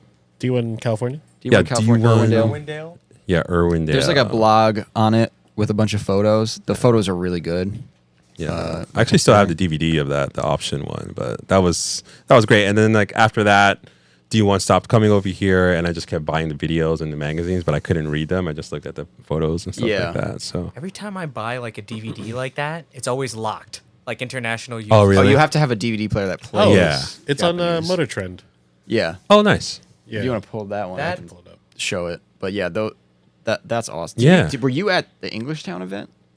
Which one? Oh, the think Englishtown. 2007? Yeah, I was there. You were there. I was there when they did it in a parking lot, right? Yep. And then Yep. actually Von Gittin had to drive a red 8.6. Yeah, I think so, his car broke or whatever. We've been watching those videos for the last year, just like keep going back to it because we want to try to do something like that again. Not D1, obviously. Yeah. But The other day, this was the other day, right? yeah, the Where same we thing. were talking about Yeah. it. What's Because that? I stumbled upon that because somebody had mentioned it might have been Ethan, who's the guy who's making Ethan a was shitload there. of noise outside. Yeah. But like that was an unreal concept to me, and I didn't even know that it an existed. amazing event. But thanks to YouTube, I was able to see it. That was like, And if like- you were a JDM option fan, that was like basically JDM option in real life because they were all there. Like all the That's crazy. It's And- insane, dude. and the shit that they do in the videos actually happened. Like I think one of the motors blew in one of the Team Orange cars. Yeah. And then June, the I think his name was Koyama, the head engineer of June Auto. He did like an engine or a transmission swap in the freaking parking lot from a rental, so that he could continue to compete. Oh my god. And then there was this whole like legendary battle between Nomuken and Kumakubo of Team Orange. Just seeing that skyline would have been sick. Oh, it was great. It was great. That's crazy. No to me. Muken's car? Again, Yeah. Oh, like yeah, those cars for aren't sure. cars that you see here on a regular basis. Like imagine the feeling you get when you see the Signal Auto GTR. Yeah. yeah, but it's like But it's now doing- there's like 10 And of the them. guy, it's doing this. Yeah. the guys are here too. They're here and they're drifting. It's doing the thing. Like it's doing the thing that you see in the videos. Yeah. In real life. Right. Yeah. Right. And like, and again, and back then you didn't. This is the crazy thing, right? I didn't live in that era, so Yeah. this is from like outside looking in. Sure. But no Instagram, no Yeah, that no was cell like- phones. Yeah. no, That was all forums back then. Dude. Yeah. Like So- if you know, you know. If you Yeah. know, you know. That's it. Like Dude. I'm like, How are you 4 finding out years about late to this? that party. I'm so mad about you it. had to have been like following, that was phenomenal. which is probably what you were like doing. they did the whole competition, and then they were like, "All right, so we're gonna do like a demo run later with all the cars and do like a drift train." But we were waiting to do it at night so that we could turn the lights on and do the Yeah. underglows and all this other stuff. And then everyone stayed behind. They were just like, "Okay, we'll just wait," because this is like new, you know. right. And then it actually happened, and it was just. I think those are the videos that we also watched, where it was like But I didn't see any night videos. there That were. I were. think I good. might have seen them with Chris or Ethan. Maybe. It but- might be later in that YouTube video. But anyway, the Club Loose guys were there too, so that's where all that was happening as well. So like that era is kind of the birth of East Coast drifting for sure. Yeah, So, for sure. Like all the Drift Alliance guys, a lot of them helped formulate Club Loose. So we're Chinzo- hoping to get some of them on here too. Chinzo in the chat said they did ride-alongs there too. Oh yeah, they E-Town did. insane. They did. I would Shout out to Chinzo. piss myself. if you were in the R34. Oh did. my god. That was. It would amazing. ruin my life. I would like. I would be starting making meetings with loan sharks. I think it's funny because now, like I'm telling you, I pointed it out when we watched it the other day. Now I feel like you wearing all black, Frankie, that's cool nowadays. I think Well, you want to look apparently real now, like dark yeah. and tough. And then back then, you look at the video footage, and This is everyone is what- yeah. everyone is wearing a bright white T-shirt. That's what I wore back then. It's such a weird observation to make, but I'm telling you, I saw it, and I was like, "What the fuck?" Yeah, Carl pointed that out. I was like, It was crazy. I was like, "What the fuck?" That's interesting. Why didn't you notice that? I out don't of know. everything else It's that's- Probably because he's upset everyone wears black. No, He's like, it's because why can't everyone dress nicer? Frankie, every time we do something in public, would prefer greatly. That's just If us, I though. wore That's the black. look I want for faction. That's not the whole community. But That's the sometimes booth it goes- uniform. Yeah, that's It's the booth literally uniform. like Yeah. I feel like Right? that's the thing. I like, wear you black wanna all be, the time like, too, dark. except for today, of course. But The reason I do it is because I was tired of ruining white T-shirts working on cars. Well, see, that's the I totally agree. functional side of you. Yeah, That's the real reason. yeah. But You know, and it's Yeah. easy to clean. You know what's goes And goes it's through my easy to mind? Black matches with everything. That too. that's it, And and it it's- looks and cool. it's very thin. It looks cool. Like you That's ever it. put on a shirt and like, damn, what color pants do I wear? black? Yeah. You got jeans on. Damn, what color shirt do I wear? Black. For sure. I totally agree. What do you have? Do you Call guys me have Johnny anything? Cash, Carl. Where do you see Prime? I'm gonna ask this broad question. All Where right. do you Broad. see Prime in like 5 years? With the like, do you guys see like EVs at these things? That's a big Or is that question. going to be a crossover that you think is going to happen? Because there is a modified Tesla community Yeah. forming. Yeah. Yeah. There is. I like but a Tesla if it's on TEs.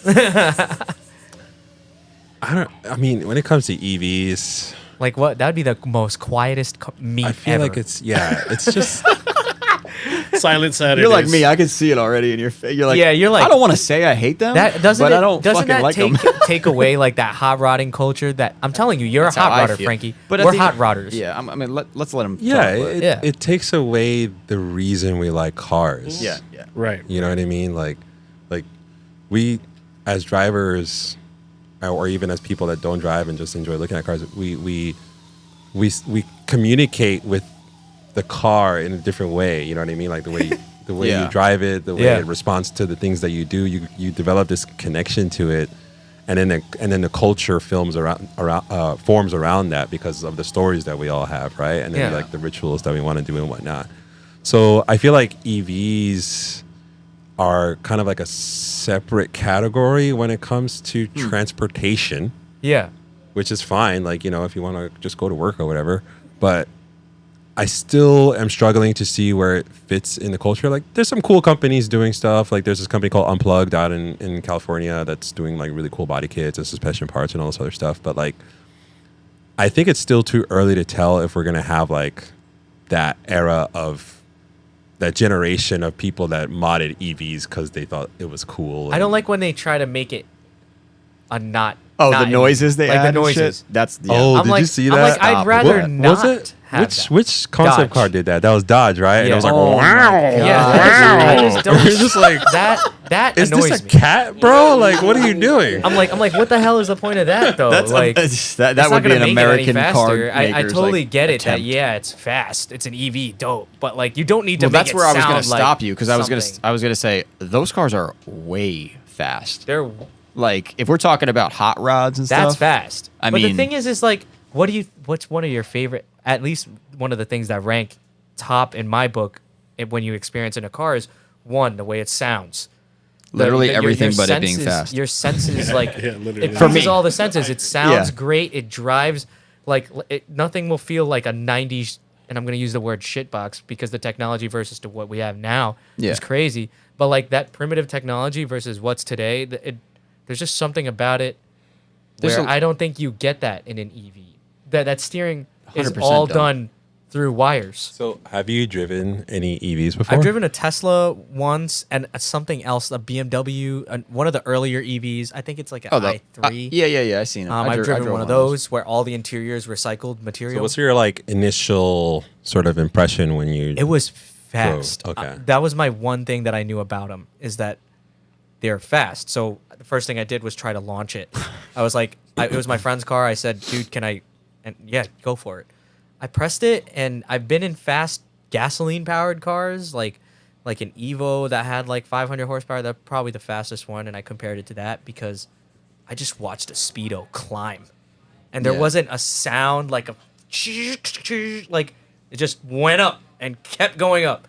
And since I was the one controlling it, when I lifted off the gas, I was like, oh, Like you're almost like you feel like it's not even real life. it was not real feeling. Yeah. And what I thought of immediately is that, kinda damn, cool, though. my neighbor has one of these. yeah, like I gotta stay off the streets. Like my whole block has these. That's what I think. And I'm about. over here How are like- people not getting into crazy car accidents with these things.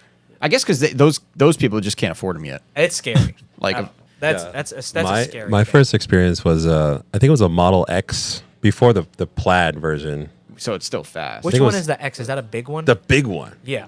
But it was I forgot what was before plaid. It was like ridiculous mode or something. Oh, yeah. ludicrous mode or something Ludicrous, like yep. that. Yeah. And I have some friends out in California, and his was actually modded. Like they had this body kit on, a suspension, brakes, all this stuff. And that's the SpaceX in California is actually where I drove this car. Like there's like a road right next to SpaceX that is just straight. So he's like, all right, when it hits green, just hit it. So I hit it, and it was literally like that Millennium Falcon scene. yeah. We're It was like, it's such a and The like, lights are streaming. yo, and it just kept going. that's Yep. the scariest part, right? Like And then like he started grabbing onto stuff in the car because I wasn't stopping either. I was like, yo, let's see how fast this is gonna go. And he was like, dude, brake. Yeah. So- That's me as a passenger yeah. So going 20. I was like, bro. I was like, yo, this is crazy. Like this is like the future. This is a spaceship. This Yeah. is not a car. So it's people, like and people don't even really use it for that most Yeah. of the time. They're So- using it to go to work. it's got that aspect, but it's got nothing else.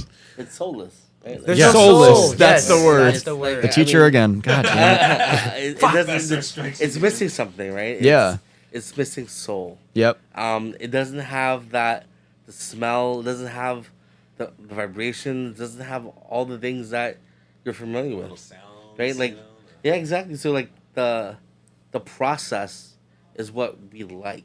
Yeah. At least for me. Yeah. Like if I'm taking around in a car, I like the process of getting to know this car and getting to where I want it to be. With an electrical motor, I don't think Yeah. I could do that. That Like, brings me to my other thought where it's like, so, you had the carburetor and then you had Right. fuel injection. That must have been a kind of a weird Right. era because it was like, now you got all the old heads.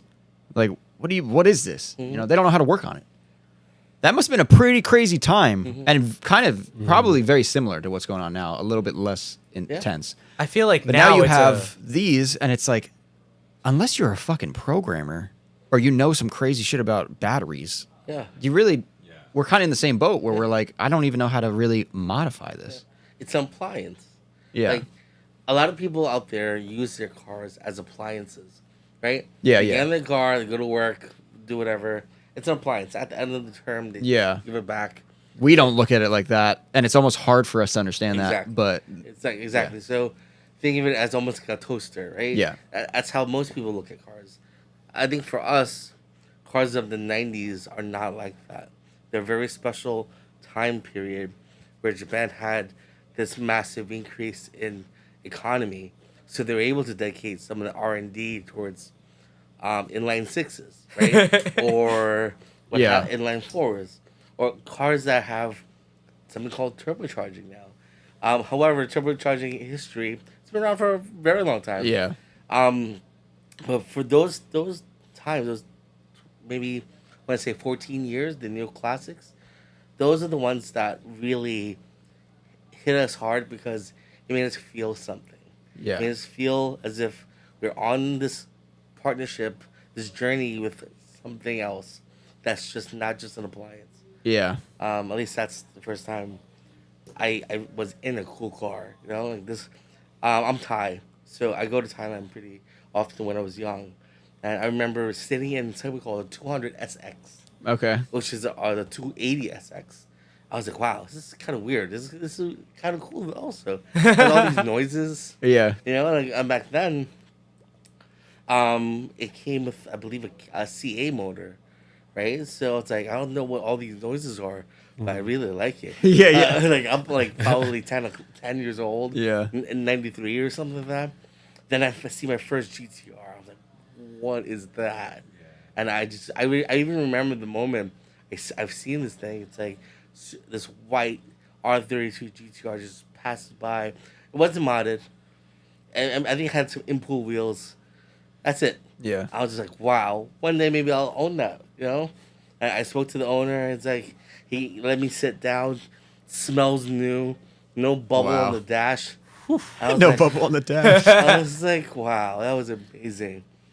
Years later, you know, like I've always loved cars, but in Thailand, like during those times, I would always look out for something cool, Yeah. a pickup truck or what have you. I think when I was around like 15 or something, TEs became really popular, and everyone had TEs, like fake Rotas. Yeah, basically. Rota grids. Everywhere, Yeah. everywhere. I was like, wow. I blame the Philippines for that. Yes, that is the Philippines' fault. I blame the it's- Philippines for that. 100%. Most of the buyers were Thai. Rota was the funny Thai thing or is like Philippines, I think, I'm one of hearing them. you talk about this, and like when I went to the Philippines a lot as a kid.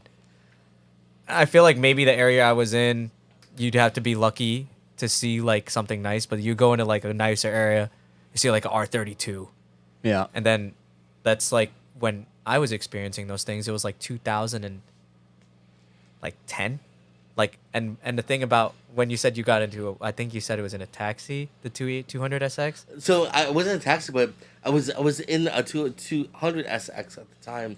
That was like probably like 93, 94. Yeah, so in the Philippines when I was a kid, the taxis are all manual Yeah. and they're all Japanese cars. Mhm. So because they need to last this beating. Yeah. And they ran on something called LPG, which I don't know if they have here. I don't even know really what it stands for. It's some sort of petroleum product. Gas But- the hole. It would make this smell that just smelled like automotive. I can't explain it. Yeah. Just smelled like car. And I would just watch them like shifting through this shit. Like it's yeah. super durable. That's what I knew about Japanese cars when I was a kid. Is that damn they can take a beating. Yeah. Like yeah. when you look It's at like- American cars, it's it's all like- fast. It's like being one with the car, Yeah. you know? Because you feel those cars have soul. Yeah. So it's like you feel like you're part of it. The Tesla, Yeah, I was going to say that earlier. And I think we would all agree the more machine, the less computer, the more we like it. yeah, You know what I mean? the more I human would input. even argue that like, Tesla wants to take the human element out. Yeah. Right. They Yeah. want them to drive themselves. dude. Right. Cause Yeah, that's the end goal. That's the error, right? They Yeah. try to take the human element out so that it reduces the error that's involved. Yeah. But part of that error is also the ability to get some of that feedback Right. as you're driving. Develop as a Right. driver. And it's freedom. Yeah. I think it's going back to that escape, right? Yeah. What am I escaping when I'm in there? Because when I'm in there, I got this big ass screen that I can go on Netflix, I can go on YouTube, I can go on Facebook, I can do whatever. You're not escaping. That's Yeah, you're literally part like of- another one. Yeah. You're still in it.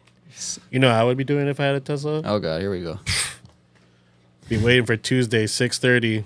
Tuning Boom. in, fucking. Tuning into the Faction Hours After Hours podcast. What, on the Oh, big snap. screen? I like that. Put that shit on auto drive and you just.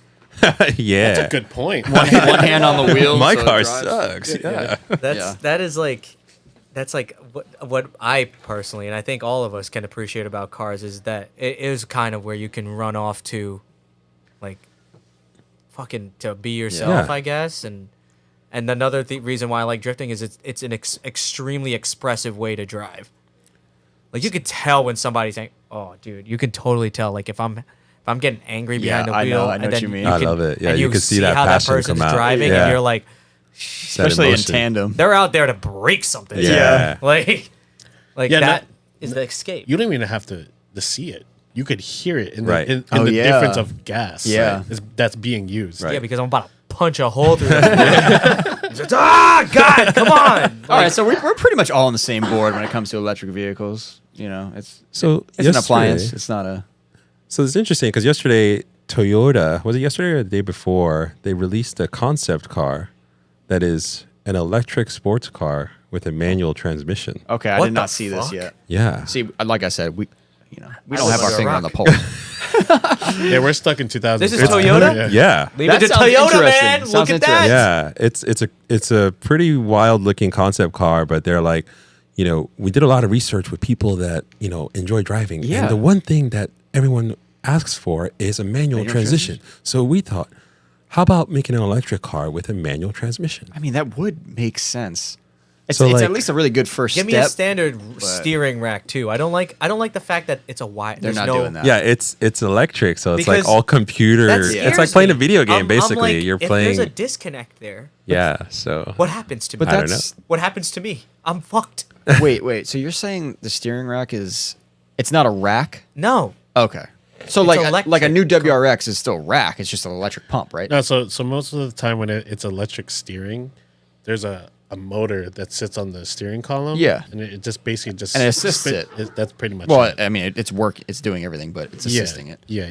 So, but on a Tesla, it's not like that. You're saying?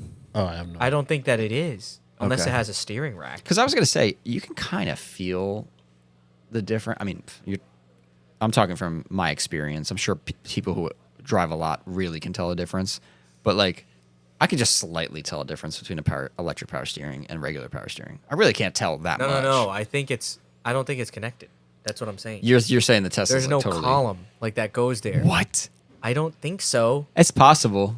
That actually, now I'm thinking about it, it's possible. It's possible, but it also could be against the law to do that. You might have to have direct connection to a steering column. I don't know. Shit, man. There's a lot of I crazy wouldn't- laws. I wouldn't know. Yeah. yeah, so I'm just wondering, like, if they go forward with this, The manual trans. and you think like 100 years in the future, 50 years in the future, what if there's going to be like this sort of like cyberpunk car culture where everyone's drifting electric cars, But they're manual. but they're manual, Yeah. and it's like the coolest thing in the world. I- You know what I mean? I've You seen never a know. Tesla do it, like a Model 3. I've seen one drift around. Oh yeah, we've seen them drift. On it's the internet. fucking horrible. It's That's it's the that's worst thing I've weird ever because, watched. Like when you get off of it, it breaks. Or maybe Not you only could turn- that, maybe you it's could just turn it off. boring. It's like, okay, now we only can hear the tire squeal, which is the worst part of drifting, and there's no engine noise. So congrats, you just totally And you ruined got one drifting. speed and instant torque, so you're literally going there like, Yeah, dude, I'm sorry. When everyone tries to simulate, yo, you got to see this Tesla. I'm like, dude, I'm good.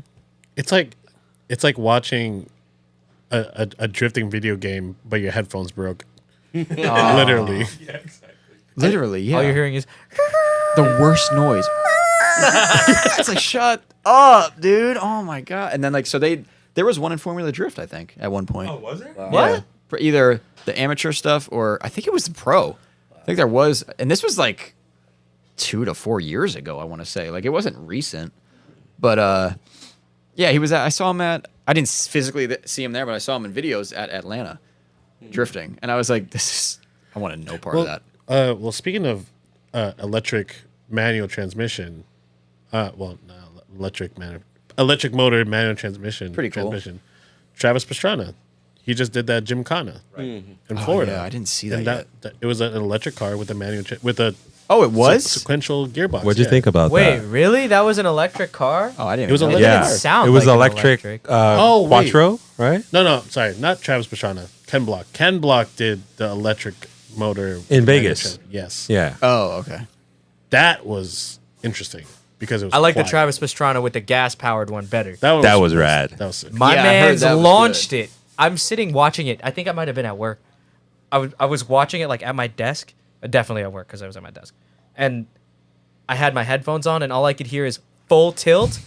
And then the jump came into view like in the frame. And I was like, ooh, no way. Whoosh. And I'm like, God damn. Like you I always, heard. I heard this one was like you always a really wonder. good one. Yeah, he. Like, he what would just he- happen He if jumped I, like, over launched a it? helicopter. The helicopter pilot was a badass motherfucker too. Oh dude. yeah, Yeah. He was like Dude was doing going- those Like, 360s he around definitely his does dude. stunts. If Oh you guys my haven't God. yet, go check out Red Bull, I gotta check that out. Subaru, Yokohama Word. tire. We need to do one of these in fucking New York, thing. guys. Hit us up. Yeah. We'll have all right? the JDM cars lined up and down the block. Yep. Prime will Faction know will the be drifting spots. around. Let's do this. Yeah. Seriously. Well, hopefully we're gonna do a podcast over at Hoonigan eventually. So, but maybe Who the fuck said that? we're gonna do Jesus. You one just with spoke her. it into existence, Yeah. dude. You got to manifest, I bro. want to do. We're doing I one wanna with do, her. We let's- have to. If we, So, if we do that ode to D1 GP at Englishtown, which hopefully we can make that happen. Yeah, I'm we- saying we can make it fun for everybody. Yeah. Like bring back. I don't know what happened. Maybe it is that takeover thing, but like car shows and like exhibitions used to be great together. I'm glad you brought that up because that's my favorite thing. Now it is.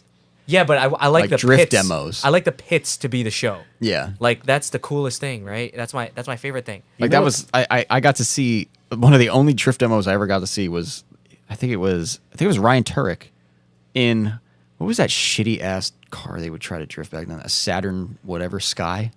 Was that the I one? don't remember. What that weird Saturn thing that was like a 2-door? It was like supposed to be the Opal. The Solstice. Was it? No, that's a Pontiac. Pontiac, yeah. That has an AR5 transmission. Wait, it might have been that. It Would might have work been on that. a 2JZ. It might have been that. But and he was doing we were at some kind of convention center or some shit in Newark and he was doing a drift demo down there. And I was like and there was just Jersey barriers, like you're right there. I'm like, this is cooler than going to the track. Like, I don't know, it just seemed like exciting, you know what I mean? But yeah, we're hopefully trying to do something like that soon. Where we You can, know, like, bring it's that feeling funny. back. Chinzo in the chat did ask, can we ask if Prime will do a track/drift day meet? I mean, I don't know how you would even Sure. do that logistically. sure. Let's do it. Yes. Well, do it. when we were talking about this, we were thinking about you guys too. That would be the car show aspect of it. So Just Yeah. because, like, I know the. Might be a collab coming up. yeah, Let's that do would be it. that would That'd be be dope. I'd be cool. down. All right. Speak into existence. I think. Yes. I think you might have had. Did you get any questions? Oh, we got questions. Yeah, we should just do that now. We'll start Yeah, we're wrapping at this up. the 2:15 mark. So if you want There's- to start there's- doing So what did it questions. say for the electric car part? Yeah. I think the only part that can work is for classic cars. Classic cars that they no longer make parts for when it comes to engines. I can see. Oh, and replacing the power plant with yeah, electric? Like Volkswagen Bug, Volkswagen Bus, Huh. classic E-Type Jag. I think they started doing that already. I could dig that. Okay. I could get behind. Okay, and this is the only reason why I'd want a vote. You mentioned Volkswagen Bus. I love those, but I hate the fact that if you are going up a mean hill, you actually may not make it. I experienced that in my Celica with Frankie. I'm like, yo, Frankie, check this out. I'm gonna floor it. No, I'm flooring it right now. And then he's like, dude, this is actually really fucking slow. But with an electric one, yeah. now I'm gonna fucking fly in that thing. Like, Yeah, that's There's true. like the entire floor, batteries. I'd also want like maybe instead of it trying to sound like an electric car, I'd want that shit to sound like a car from the Jetsons. Yes. Like Yes. How has no one done that yet? That was pretty good. How has no one added that noise yet? I'm sure they have. I thought that was a sound effect, dude. That was great. Do it I again, did Carl. it. I don't know if I could do it Yeah, again. you could. Give me one second. That was great. Pulling away. That's what I always think of when I see those cars. Wait, hold on, Carl. Do it again. What? Wait, manual Sorry, transmission. Bob, you couldn't hear it, but manual I- transmission. Here we go. I Manual. pitched up the mics so it was like even higher. Yo, do it sounded- again. I'm gonna do a manual trans. Okay, hold on. This is what it's gonna sound like.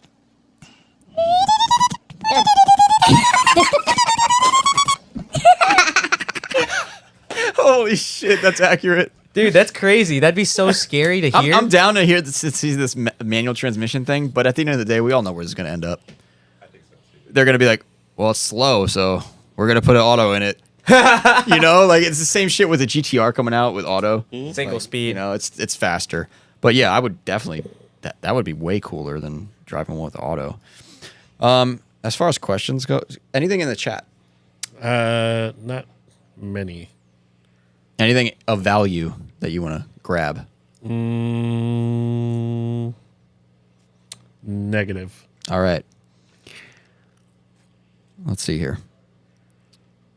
Do you guys know Twitch Drift, Laron, with the SC? Oh yeah, SC Gold. I had a feeling you would know him. He says, what keeps you going in this automotive world that seems to be tanking? So I guess that goes back to our other conversation, but you guys seem to be pretty positive about it, I would say. Yeah, I see a lot of comments like this. Like, there's a collective here called like Los Goonies Yes. in New Jersey. Yeah. And then there's us in New York, and like, collectives like this are the ones that are like pushing the sort of non-tanking side Yeah, like a of the positive automotive attitude. scene, I guess. Yeah. But like, I don't know. I mean, personally, I feel like things are getting better. Yeah. In my opinion, but Okay. I'm very much of an optimist. Yeah. So like, I like that. we've been doing this for years, and like every year it gets better. You know what I mean? Like every year we do like Street Icon, 7's Day, or a new event. It's like you see more people coming in. You see another person that bought this JDM car that never showed up before, and like all these cars are starting to get legal. I mean, exactly. That's what it is, really. So it's kind of like what you said earlier about, are we going through a golden age? It's kind of like it's like a new install to the simulation that is like, Oh my God. this generation happened in the 80s and 90s in Japan. Now it's going to happen over here. The cars, and then we'll That's do what it again. is. Yeah. So I feel like things are getting better in that respect. But I definitely understand the perspective of things getting worse when it comes to like takeovers, scammers, and all this other stuff. That stuff is not going away, and it is getting worse too. The whole for sure. scamming EPA. aspect That too, is yeah. one that I feel like is overlooked, because with all of this opportunity, right, there's always that one motherfucker that's like, damn, I can make a quick buck. Yeah. Like, I see an opportunity here. Like, let me fucking post a bunch of these cars for sale, knowing that people are going to wait for them willingly and then never bring them. Yeah. Because, like, you can. And, like, you're offering something that people want, obviously. And that's like, We got unfortunately, scammers in the drift community now, that's too. the shitty thing. Which yeah. we were not used to that until like 5 years ago. Yeah, I but feel like now- drifting doesn't really emote that vibe. You're there But now all it does, to be reckless dude. Now there's together. tons of all the like stance culture mixed with the drifting culture, and now the Honda guys are coming over, and now like it's like Well, I feel like all the good ones, they pile up, like in this pile. And then you have all the shitheads over here. yeah. Like, I feel like when I go to a Prime event, and you keep calling them collectives, I like that a lot. Yeah, I do like that too. But when I go to anything that you guys organize, it's over here. It's in that different. pile of good shit where Yeah, it's yeah, like yeah. I meet somebody that I can actually have a conversation with, and they're happy to talk about their You car. almost feel like, to be honest, you almost feel like you gone back 10 years when you go to one That's of your what I meets. was. I couldn't say it, but yeah, Yeah. no, That's it really gives that vibe. I think that's like the best thing anyone could ever say. Actually, you know what? That's 100% how I It felt gives when I went that to Seven's vibe Day. of what I would think a car meet back Yeah. then would be. like I'm when walking I was going to around. car meets. Yeah, I'm walking around. I'm seeing a bunch Right. of cool stuff. I'm not worried about getting stabbed. First of all. Secondly, I'm not or worried. hit by a G35. I'm not gonna get hit by a G35. Yeah. Hopefully not. Yeah. Like, and that's the kind of vibe that I'm like, Yeah. and that's what I think of when I think of like that car meet culture. Back then is like everybody's just pulling up to the spot. But it's not only that, it's like the way people are addressing people there. It's weird. Yeah. It's like you literally went back in time, because I feel like lately everyone's all about their phones and like cloud and like I mean, at the talking same- shit and all There- this. You go there, it's like it feels positive. Yeah. People want to know shit about each other's cars. There's a double-edged sword stuff with like that, though. Like, a part of me sees something like that, and like I want to capture the moment immediately. Oh, that's fine though. You can take Yeah. a photo, Carl. Yeah. No one's yelling at you. You I can know, take- but you can't. That like, there's a fine line there where like you can see when something's it's for the much clout. different taking a photo and doing it, but like what I was talking about. Yeah, what true. those people do. true. It's Letting way it, like, different. letting So, it, like, rock. to address Twitch, Yeah. it's actually people like him. So I've known Twitch for probably over 10 years. Same, I Right, think. Right? Like, Yeah. he's been he's always had the SC, right? With Vermont plates. Yeah. Right? And the reality of it is that he's still around. Yep. Right? I think people today need to meet people like him. Yep. Who can teach them a thing or two. You know, and I think the reality of things is we are concentrating the good. We're concentrating the people who are doing what they're doing.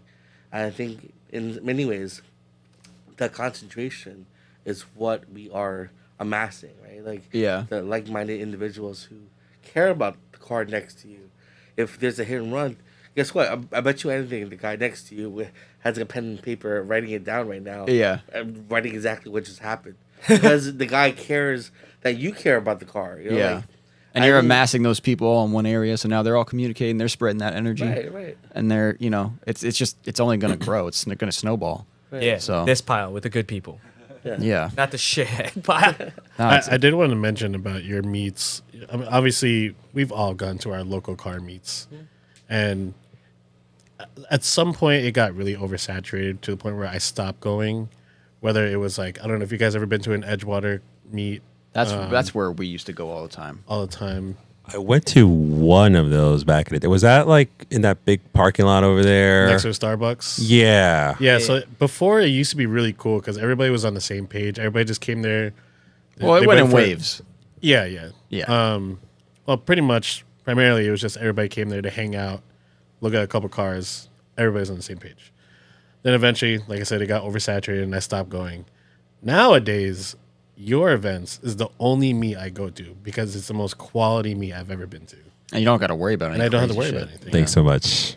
It honestly, it means so much to hear that because like that's exactly the kind of energy that we want to like spread and like Right. honestly, a lot of work goes into these meets. Like Yeah. it might not seem like it, but like No way. Let's say- totally. I was going to say, we probably should have talked about that because like, I could only imagine. It totally seems like it, and that's what I was addressing earlier too. Is You that want- multiple? You want us to talk about? yeah, a little bit. So prior to doing this, we always do a dry run to make sure there's no massive potholes or some booby traps somewhere. Some booby that- traps? that we don't know about, right? Yeah. Because ultimately we're responsible for these people, Yeah. and we would hate to have their lips broken or what have you. So we would go there like something like this where he'll pick me up from work and we'll go out and drive around a little bit. Hey, this isn't working. Let's try another street. And we'll eventually have we have now a list of places we almost fall back on. Okay. We used to have a street that we loved. Unfortunately, we can't use that anymore. But there's always something else that's there. And I think that thinking out of the box a little bit and sort of creating our own sort of like scene in terms of like how this image would take place. Well, you could definitely tell Yeah, I was gonna that say you guys do that. Yeah, for yeah, sure. Because Like- all the spots look very I'm glad artistic. yeah, because like for me, when we do that, I feel like nobody knows that we're doing this. Well, I didn't know that, but now that you're saying it, I'm like, well, that makes total sense. Yeah. But yeah, because like we do a lot of like Prav said, like dry runs, and sometimes we do it 2-3 times a week before 2 or 3 times before the event because the locations that we want to go to might not be working out this time, and we need to find another place. Or the place that we used previously is no longer available because of XYZ. So, but there's a lot of like just sort of mindless driving that happens when we do that. Yeah. Like when we did the meet this year, the Honda Collective meet, and then I get that word collective from the owner of the brand that we collaborated with for that event. Chronicles?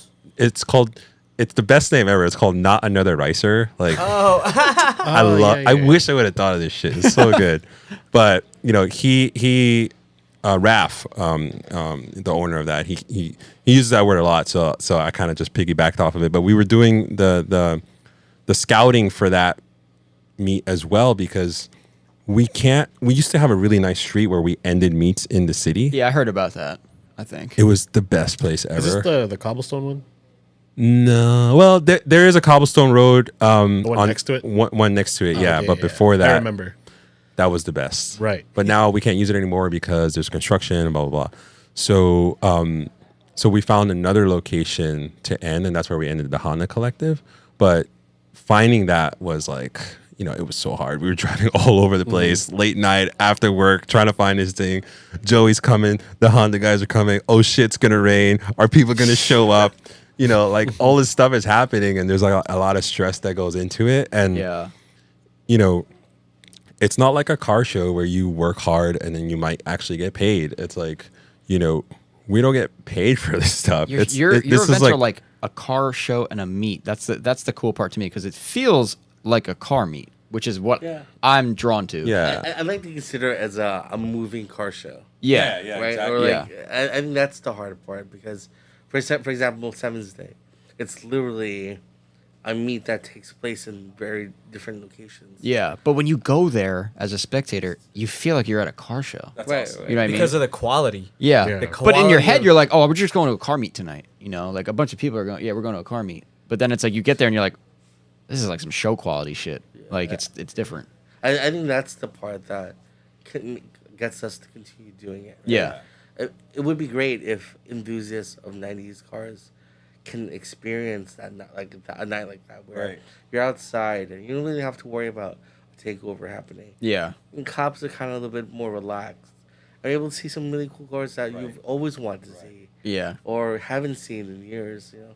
And they're driving on the road too. Right, Yeah. right. That's the part too. Big factor. Yeah. Like I geek out if I see someone with the same car as me, let alone like something Yeah. that I've never seen. I didn't even really think And about driving. that. Yeah, Like- it's really the driving thing. The driving thing is crazy. You could see something parked all day long in a Yeah. photo. But when you see something roll, there's something about when I see something rolling that's like when I want my car to look the Yeah. best. And then imagine there's like 10 of them. Yeah. Or 20. Bunch And of them. it's like, holy shit. Like, Yeah. this is amazing. And I yeah. know I'm not the only person that thinks like that. Like if the car looks good rolling, that's my shit. Yeah. I'm like, damn. Like Yeah, and like in your your Hyper Rev magazine, right? You'll open up like I don't know something on S chassis or something, and you're literally comparing one I guess demo car versus another demo car. Yeah. And guess what? On the Seventh Day, you're literally doing that in person. In person, yeah. Like you'll have yeah. like We- basically a demo car right next to another demo car, a Barris Evo next to a Voltex Evo. Yeah. How often do you see things Right, like that? right. It's like, crazy. really cool. Like, so these are the differences. You ask questions, and the owners are more than happy to talk. Yeah. They're not like stop asking stupid questions, you know. Yeah, yeah. And sometimes that's what you get. at a car Occasionally. show. Depends on where you are, yeah. So we always ask owners to bring the right, vibe, Right energy. right Yeah. energy, right? So people. So do you are- guys like this is coming from someone who has not been invited or talked to. I just go with Chris if I've gone. So do you like invite you next time. yeah, please invite me. I would like to go. you wedding But crasher. like so you said it's like invite only kind of, right? So do you like reach out to these people? Yeah. So basically, what we do is we put together, we do our sort of dry runs, and then we put together a schedule, and then I actually make a Google Doc that has the rally points and the instructions and the warnings, Okay. so It's a that very informative Google Doc. so that people understand what they're getting themselves into, because there are risks involved in this. It is Yeah. a cultural experience, and we're here to have fun. Yeah. But you also need to sort of take responsibility for yourself, because there are risks as we're driving in New York City. There's potholes, there's crazy drivers, there's cops, there's all sorts Yeah. of shit. And if something happens to you, that's on you. But Yeah. we'll invite you, but you need to sort of have that mindset, right? So basically, we put all of that in a document, and then we send it to people that we trust, that we know are have the same mindset as us. Okay. And then basically, it's either don't tell anyone or tell a friend or two Okay. that have the same mindset as you. I was gonna say that shit got leaked to me through Chris. So Yeah, he's not so- following the directions. No, but you have the same mindset, right? So you're good. No. Yeah. Other people, right? So I think for us, it's always been that way since the beginning. We never really promote it because Yeah. we actually try to do the opposite of promotion. It's, I guess, to reduce it a little bit. Now, does that work for you guys, or do you find like you are getting people into the meets? Or I'm gonna call them meets because that's how it feels to me. But Sure, yeah. that you would rather not have had there, or is that kind of rare almost? It's rare that someone will show up. Where Okay. We're like, what's this guy? What's up with this guy? The majority of the people that do show up are friends, and I think they already know what's up. They already Yeah, know. because if that guy got an invite and he's inviting someone else, he's probably like, "Yo, be on your best behavior. Right. Don't make a bad name for me." Right, exactly. Yeah. Like if you get clowned if you brought a dude that's like screwing up the meat for everybody Yeah. else, and we knew that was your friend. Yeah. It's like, bro, what are you doing? Yeah. Like, what the hell? Yeah. I was gonna say, I mean, like, you're gonna kind of hope that the crowd that you invited Yeah. doesn't attract that energy. That should to be at the end of the begin with. Google Doc. Control Yeah. your boys. Right. Yeah. I mean, Get your honestly, boy. there's always going to be like bad apples. Even dudes with like, people with like some amazing cars do the stupidest shit. You're like, God. Because they get hyped, They're in the middle of the city. They see everybody taking photos. They see all these tourists going crazy. They're like, I'm gonna do a little two-step real quick, bro. Yeah. It's real quick. And then everybody else starts doing it. Oh. And then it's just like, oh, shit. So occasionally you'll have some. Yeah, some shit. but that it's gonna happen. Yeah. So and if it happens in front of me, I'll walk straight up to their car and be like, "Dude, what are you doing?" Yeah. come on. And Yeah, then that's good, usually they're like, okay, sorry, I just got excited. Yeah. And that's cool. I got excited. Or Yeah. hopefully everyone else just. I feel like around I'm like stares at 'em. everyone's uncle when I'm at these Yeah. events. I'm like, what are you doing? Well, what are you doing? Stop doing that. You have like, to do that. So, So- it's got to be that way. So yeah, I mean, we're not trying to like gatekeep, but it's very, you have to kind of You have to do what you trust gotta do. people. You know what I mean? So Yeah. There's a method to the madness, you know. yeah, so. Yeah, I don't view it as gatekeeping. I consider it trying to run a professional, like high class event. You know, Just trying to curate basically, but people will take it different ways. yeah, but that's on them. It is what it is, right? So Yeah. All right, let's go to the next one here. Right hand drive Matt. He goes, love the media that comes from your meets. Question: do the cops mess with you in TS Times Square? I guess. Do the cops mess with you guys in Times Square? Maybe I'll address that one. So over the years, we've had some friends on the other side, Okay. and I think that they've been very generous with their time. Okay. So whether it be Times Square, Soho, or LIC, or what have you, I always try to make an introduction at some point. Yeah. Whether it be during or before. I think it's always good to have that community connection. You're not exactly doing something legal, Yeah. but it's also you're doing something illegal. Yeah. But I think it's also something that you have to be able to communicate. Because at the end of the day, I know what police officers are all about. And they're not trying to ruin evening. They just want to not have commotion. They want traffic to flow. Yeah. And if we can do that, I'll be more than willing to. Yeah, because at the end of the day, I mean, you guys really aren't doing anything illegal. Right. And a lot of these officers actually do like cars. Yeah. What do you think some of them do on their off time, right? Oh, I've heard a lot of New York City cops like cars. Oh, Like I've heard some crazy stories. you know what the comment on that? I don't remember what event it was. It might have been the Week Fest pregame, the one that we went to, and that was I think we were parked on that cobblestone street that I was talking about. I remember the cop came down and he just literally like, as long as there's a lane to go through, people were triple parking yeah. and they didn't care. They were Yeah. hanging out. Yeah. That's one of the things that I put in the document. It's like, do not block traffic. I put it in big, bold, and red. That's the only thing that will get us in trouble is if you block traffic because we don't want to disrupt the public from doing stuff. But also, even if so that's another thing about the planning. Like Prav literally goes to these precincts and tells them like, hey guys, we're going to be doing this thing. We're not going to cause any trouble, et cetera, and tries to sort of like, bridge the gap before anything happens. And, successfully, that's why yeah. But even if the cops show up and, we don't know them and we didn't maybe tell them it's a different precinct, we'll approach them like Prav was saying earlier with like this sort of like adult way, like, hey, how are you? Do you like cars? Yeah. What's your favorite car? You like Japanese cars? Oh shit, which one was your favorite? And then you start bit this of bribe in conversation. there. Yeah, and then it's like, 10 minutes pass, 20 minutes pass, and you're still having this conversation. And then they kind of forget that they're cops. They're just like talking about cars now. They're another person too. Yeah. Yeah. And then so long as everybody's on their like not doing stupid shit, then it's cool. Yeah, So, I remember those officers parking, and then they got out and Yeah. walked for a little bit. yeah. That's It's dope. pretty cool. Because one of the things that often they try to do is have a community connection. Right. Right? I remember the time that we were in like Harlem, they started playing the Tokyo Drift song. I was like, That's funny. You're making fun of us, right? Like, Yeah. it's like classic. Yeah, that's funny. Super classy. I think also the fact that you're able to demonstrate that you can have something like this happen and see like, oh, you know what? They're actually not doing anything wrong. So let me just go about my business. They got real problems, They too. clearly see a bunch of respectable people doing their own thing. Yeah. Like they're everyday people too, Deadass Nick says host more meets. Well, now we know why you don't host them every weekend because they kind of take some work to do.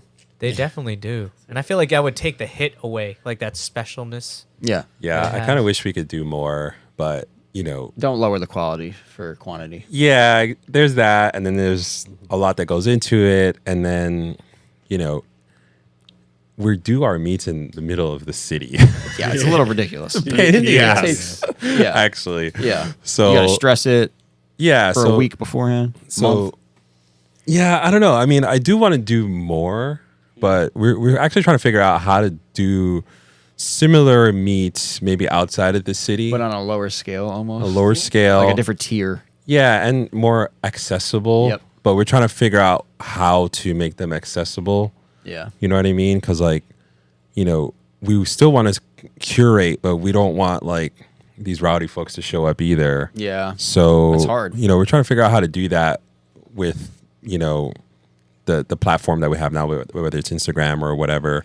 So, you know, there might be more at some point, but you I know, think you're going to figure out a way. yeah, we'll try our I best. see the wheels turning already on that. Yeah. That brings me to another question, which is kind of what I would say is, would a Subaru day ever be considered? Something like that. My thought process was maybe open up more doors, like an Evo event or something, you know, because I know you do Sevens Day. So maybe doing And something. Nissan night. Nissan. Well, yeah, Nissan night. you Nissan did. night is That was the sick. first one I went to, actually. Oh, was nice. Nissan night. Yeah. Yeah, we Yeah. brought one of the first cars we finished out of the drift team, which was the gold S13. Oh, Yeah. that was a couple years ago. yeah, That was so super cool. 2001. Yeah. Yeah. That was when Chris leaked the info to me. Oh, dang. Found us. I was then- like, all right, we're That coming was the out. night we had that random G35 do a burnout. And then. Yeah, and then, yeah. Is that remember why that. another comment That was says a- G35? maybe. It just says Maybe. G35, and I'm like, okay. Maybe. Probably. But there was like this, that was that one night that this random car just did a burnout there and then just kind of like took off. And our good friend from the ground level, he's got this crazy Z. He was like ready to fight this dude. He was like, "You're not going to ruin our culture." yeah. You know, like he just went straight hulked out like, "Bro, what's good?" Like, you know. It's a crazy car came there that Now night. that you mentioned it, I meant to tell you, Frankie, about that. The ground level or the curb cut. Yeah. Right? Yeah. Those are dudes that work on old cars, like nothing but carbureted. Wait, which guys? The ground level. Yeah, they're a garage in Greenpoint, Brooklyn. Is that where James went that one night Yeah, with? yeah. Okay, They- I've they- heard of it. Yeah. Yeah, those guys are dope. And the Curb Cut is like their TV show. So they Oh, okay. they actually like, you know, curate this really awesome TV show where they work on cars and just talk about their experience with the We got to the- get that link. We It's got Really dope. interesting. Yeah. Yeah. Yeah, that would be cool. I'd love to go there. Yeah, G35's in here, so G35. that meet was crazy. That was dope. Because Oh, didn't yeah. didn't that R33 show up? The R33. I don't know if it was a real Well, I don't think 400R. it was real. It wasn't real. But the execution was there. It was Yeah. pretty good though. Yeah. Yeah, it was close. I think he's Macworld on Instagram. Yeah, that car was nice. That was the most S15s I've ever seen in my life. There was a ton. I think it was the Front first time Street I guys brought came my out. car. Front to Street came out too. yeah. Yeah. Everyone That was came out. sick. It's That was cool. sick.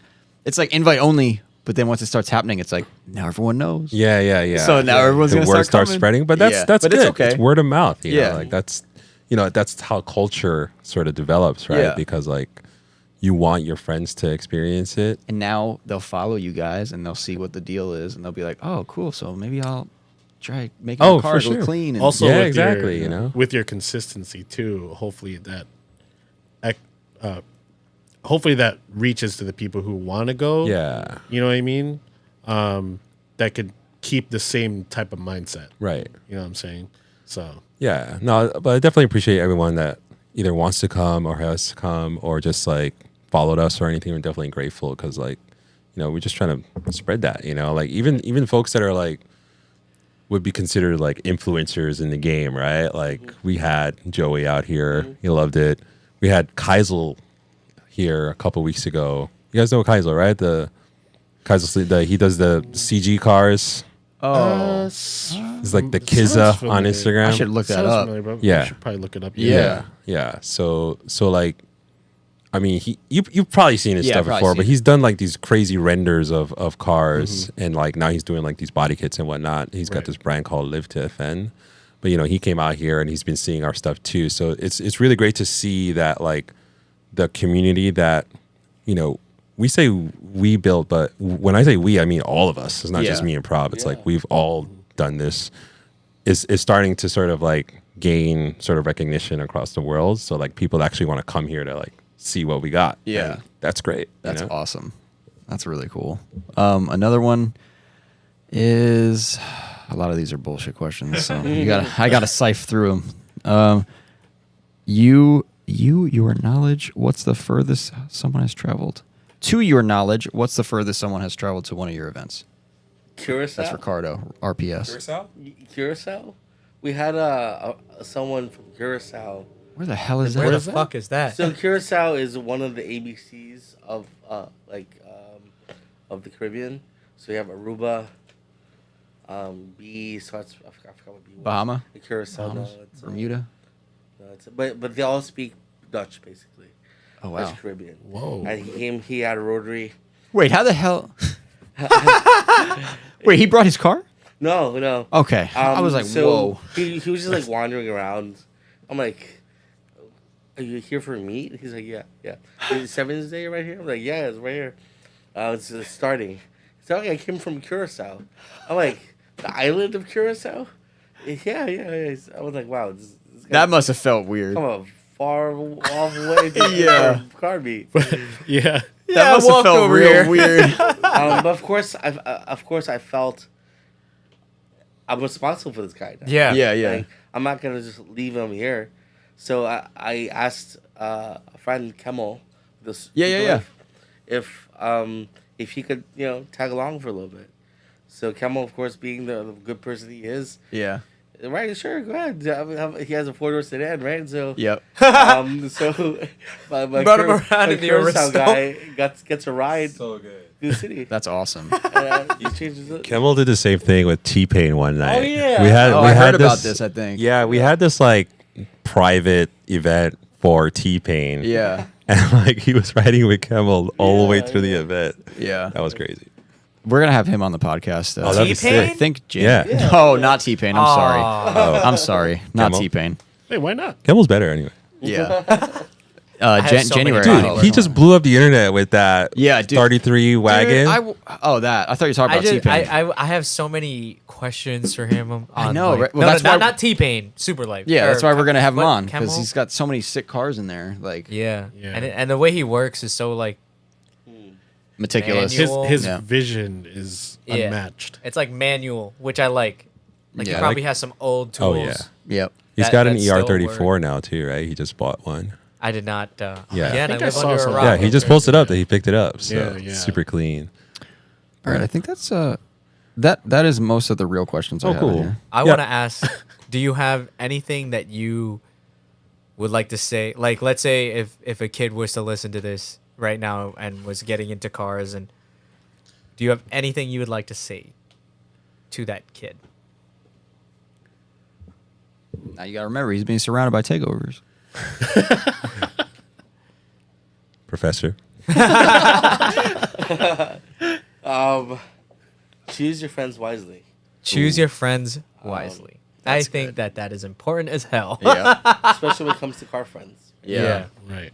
I think regardless of what car you get into, your car friends have a tremendous influence in your passion and also your life. I think that like a lot of car friends often rely on you more than they may rely. They may rely on you more than you have to rely on them. Yeah. Right. And I think being Right. cognizant of those relationships are very important. Yeah. Because I think getting into cars in the beginning can be a very lonely sort of situation. And mistaking a car friend for a friend is not something you want to do. Huh. That's good advice. I That's mean, facts. Yeah, there are some people that Super I can deep. think of in my head where I'm like, I kind of knew that person for a little while and hung out with them. And then I kind of don't know if I really did anything else with them aside from that. yeah. Like, we've gone on vacation before. I just want to mention, Prav, and I hope you don't take offense, but during that whole entire answer, you took the shape of my father real quick. Yo, I was gonna say low key look like your dad. had a and I little- know Chris's I dad. had a little bit of PTSD just now. like seriously though, it's the mask because like you can't see the rest of your face. Yeah. So, but you But don't that was an actually look amazing like answer. Chris's dad. and, But and it's true, yeah. Yeah, When it comes it's to your true. friends, especially car friends, you could get in the wrong crowd real quick. You know what I Super. mean? Before you know it, You're getting hit by G35s. And to Like, Right. and to branch off of that, we actually for a year now we had hired an apprentice, Dave. He's a 16-year-old kid still in high school. He just recently turned 17 with the past last week. But he followed us for a while. He's been a big fan of us. And he would ride by on his bicycle. He's been he would. Wow. He doesn't live far. But he's not into takeovers. He loves drifting. He knows the culture behind it. And there was a day before we hired him, we had him come in for a day just to hang out and whatever stuff. And I was testing his knowledge. And I was like, dude, there's no way this kid is 16. Actually, Yeah, it blew my mind. at that time he was 15. Yeah, I was like, all right, we're going to show you how clutch works. And he basically just explained it to me. Yeah. I was like, okay, never mind. Yeah. And He was mentioning, what are we doing here? Like, he was this guy knows mentioning everything. names that I didn't expect him to mention, like Keiichi Tsuchida. It's all from YouTube. Like, whatever else. Yeah. YouTube University. So Yeah. we saw that and we're like, okay, we got to shape this kid in the person that not really how we, like, obviously he's going to grow to be his own person, but right. hopefully we're able to put him on the right path. Yeah. That gives us hope, though, kids like him, because he kind of already shaped his, like, we're barely helping. Like, you could just see that he was on the right path. Right. So That's what I was that gonna gave say. us hope, because we also have the takeover kids coming in here, so we see both sides of it, and that gave me Dave gave me some hope, young Dave. Yeah, for sure. Yeah. And I hope he makes friends and radiates that positive. I mean, the thing energy. is, he knows takeover people. He's gone with them before to them, and then he'll come here and be like, "Yeah, that shit's stupid." You know what I mean? Like, he knows right away. So, yeah. You know where you belong. And mind you, he bought a car and drifted it before he even had a license. That dude's gonna be like a pro drifter. I know, dude. That's I why swear we to had God. to, He's gonna be a the fact that he superstar. started Yeah. so young. That's we had to it. rope him in here real quick. That's it. Yeah. He's gonna be on the JV team. Yeah. All right, guys. Well, I think that about wraps it up. I mean, this was an amazing conversation. Yeah. So Thank you guys so much for coming out as far Thank as you you as well. did. Yeah, I felt Good times. so bad with you guys coming out here. From Oh here. no, we were looking forward to it, man. We wanted to come last week too, but Yeah, yeah. sorry about that. But Shit happens. It's Sorry not a big about deal. that. Oh, it's Yeah. I'm gonna fine. try harder. had to go and catch the next flu. I time, but mean, don't have to Jesus fall. Christ. Oh no, yeah, you guys will. You guys will definitely be back. Yeah. I think it's also cool. I mean, like, at least from my perspective, I've been to you guys' events, and yet I've never really had a chance to really introduce myself, figure out who you guys are. And, Yeah, like it was a now, mystery. In fact, like Mystery. I appreciate all of that even more. So like, keep Yeah. doing what you're doing, and I hope that Prime brings, I hope your message gets delivered even more in the future, because I think it will. that's a good message to have, right? It's just like for the betterment of the community, and that's like something that I like recently is like better. Yeah, I mean, community. it's Like, our that's the only community. way. Yeah, that's the only So way it's gonna grow. We got to do it. Yeah, for do sure. the work Like, All right, so we're definitely having you back on, for sure. but Love let to. us know when your next big event is, and we'll have you guys on right a couple weeks before that, or some Okay. shit. And then no details. Just Yeah, no details. I might invite you. Maybe invite me. Maybe invite me. I don't know. Actually, one more question. So how does that work? Like, as far as announcing the event, is it more like you just tell those certain people, and then it happens, or is it like you advertise last minute for spectators, or is it more just like this is just a car owner kind of thing? Yeah, so it depends on the event. Okay. So like 7th Day, everybody already knows about it. So everyone knows that it's coming out because it's on July 7th, right? Yeah. It's like, That's when's it gonna be? See, but that's a good example of like 7-7, right? one of those events where it's like you guys can't really control yeah. much of At it this anymore. point, we're trying to figure out how to Keep it under control control. it because Yeah. this year was a little. insane. Okay. Like, it was great. All the cars were sick, but like there was just a lot of people, Yeah. and we're gonna be like overflowing pretty soon. Yeah. But when it comes to other events, we'll either do things like not post a date Okay. so that people aren't like trying to find us or whatever. Yeah. And then, when we post a flyer, people that want to come out that are curious, they'll hit us up, and then we'll sort of see if we know them already or if they got a so sick that's car. like a vetting process. Yeah. Yeah. But then there's like other events like what we did with Grid Life, right? Last year. Oh well, this year. Oh yeah, I forgot to ask you about that. That was more like an invitation. Right. That was an Okay. invitational. So we have basically like a list of car owners that we know that some people have one sick car or several cars, and there's like a concourse style event like that. Okay. And that's when we'll reach out to people directly and just tell them like, hey, come here and do this, this, and this. But the street events are a little bit more, Under the wraps, kind of. yeah, a little Last bit minute. more. Like, Like even if we post it up early, we either won't post the address up to the public or even the dates, so and that works though. yeah. So you guys come on, tell us the event, yeah. and then be like, all right, these guys you all just got to follow them, and then you'll Yeah. see when it's gonna happen. That's part of community building. It's Yeah. like it's not just us. I like that. Liking each other on Instagram. It's like, dude, I want to know who you are. What's your why do you like this? How much money have you spent? What is the stress have you gone through this? And then Tell and me then- your story. Yeah, and then like what ends up happening is that like sometimes these people can't even come because their car's down. I mean, they can't drive their cars to the event because their car's down, but they still want to come out. Yeah. And because we met them, we'll be like, yeah, come through. Drive here daily. Who cares? Just come chill because we're actually building a connection here. So I like this. Yeah, stuff. bring the Prius. Yeah. Fuck! Don't even Soulless. talk. Do not even talk smack about that legendary vehicle. But All right. Chris, you know how to get us out of this thing, or I do. Yeah, Malcolm Yeah. taught you. thank you Yes. guys so much for listening. Tune into the next week's podcast. Wait. What else do you have Follow to follow them. follow that? oh yeah. Follow these guys. Do you guys have your own respective? What's the Prime? Yeah, at it's primenyc.co. Okay, That's that's our the Instagram. Prime Instagram, and then That's it. you guys can go check that out over there and see the crazy amounts of quality content. Yeah, for sure. Thank you. But thank you guys so much for listening. If you haven't already, follow us at Faction Motorsports, and if you don't mind, leave a review if you're listening to this on Yeah, Spotify or please Apple leave a Music. review. And if you didn't tune into the live stream chat, tune into that.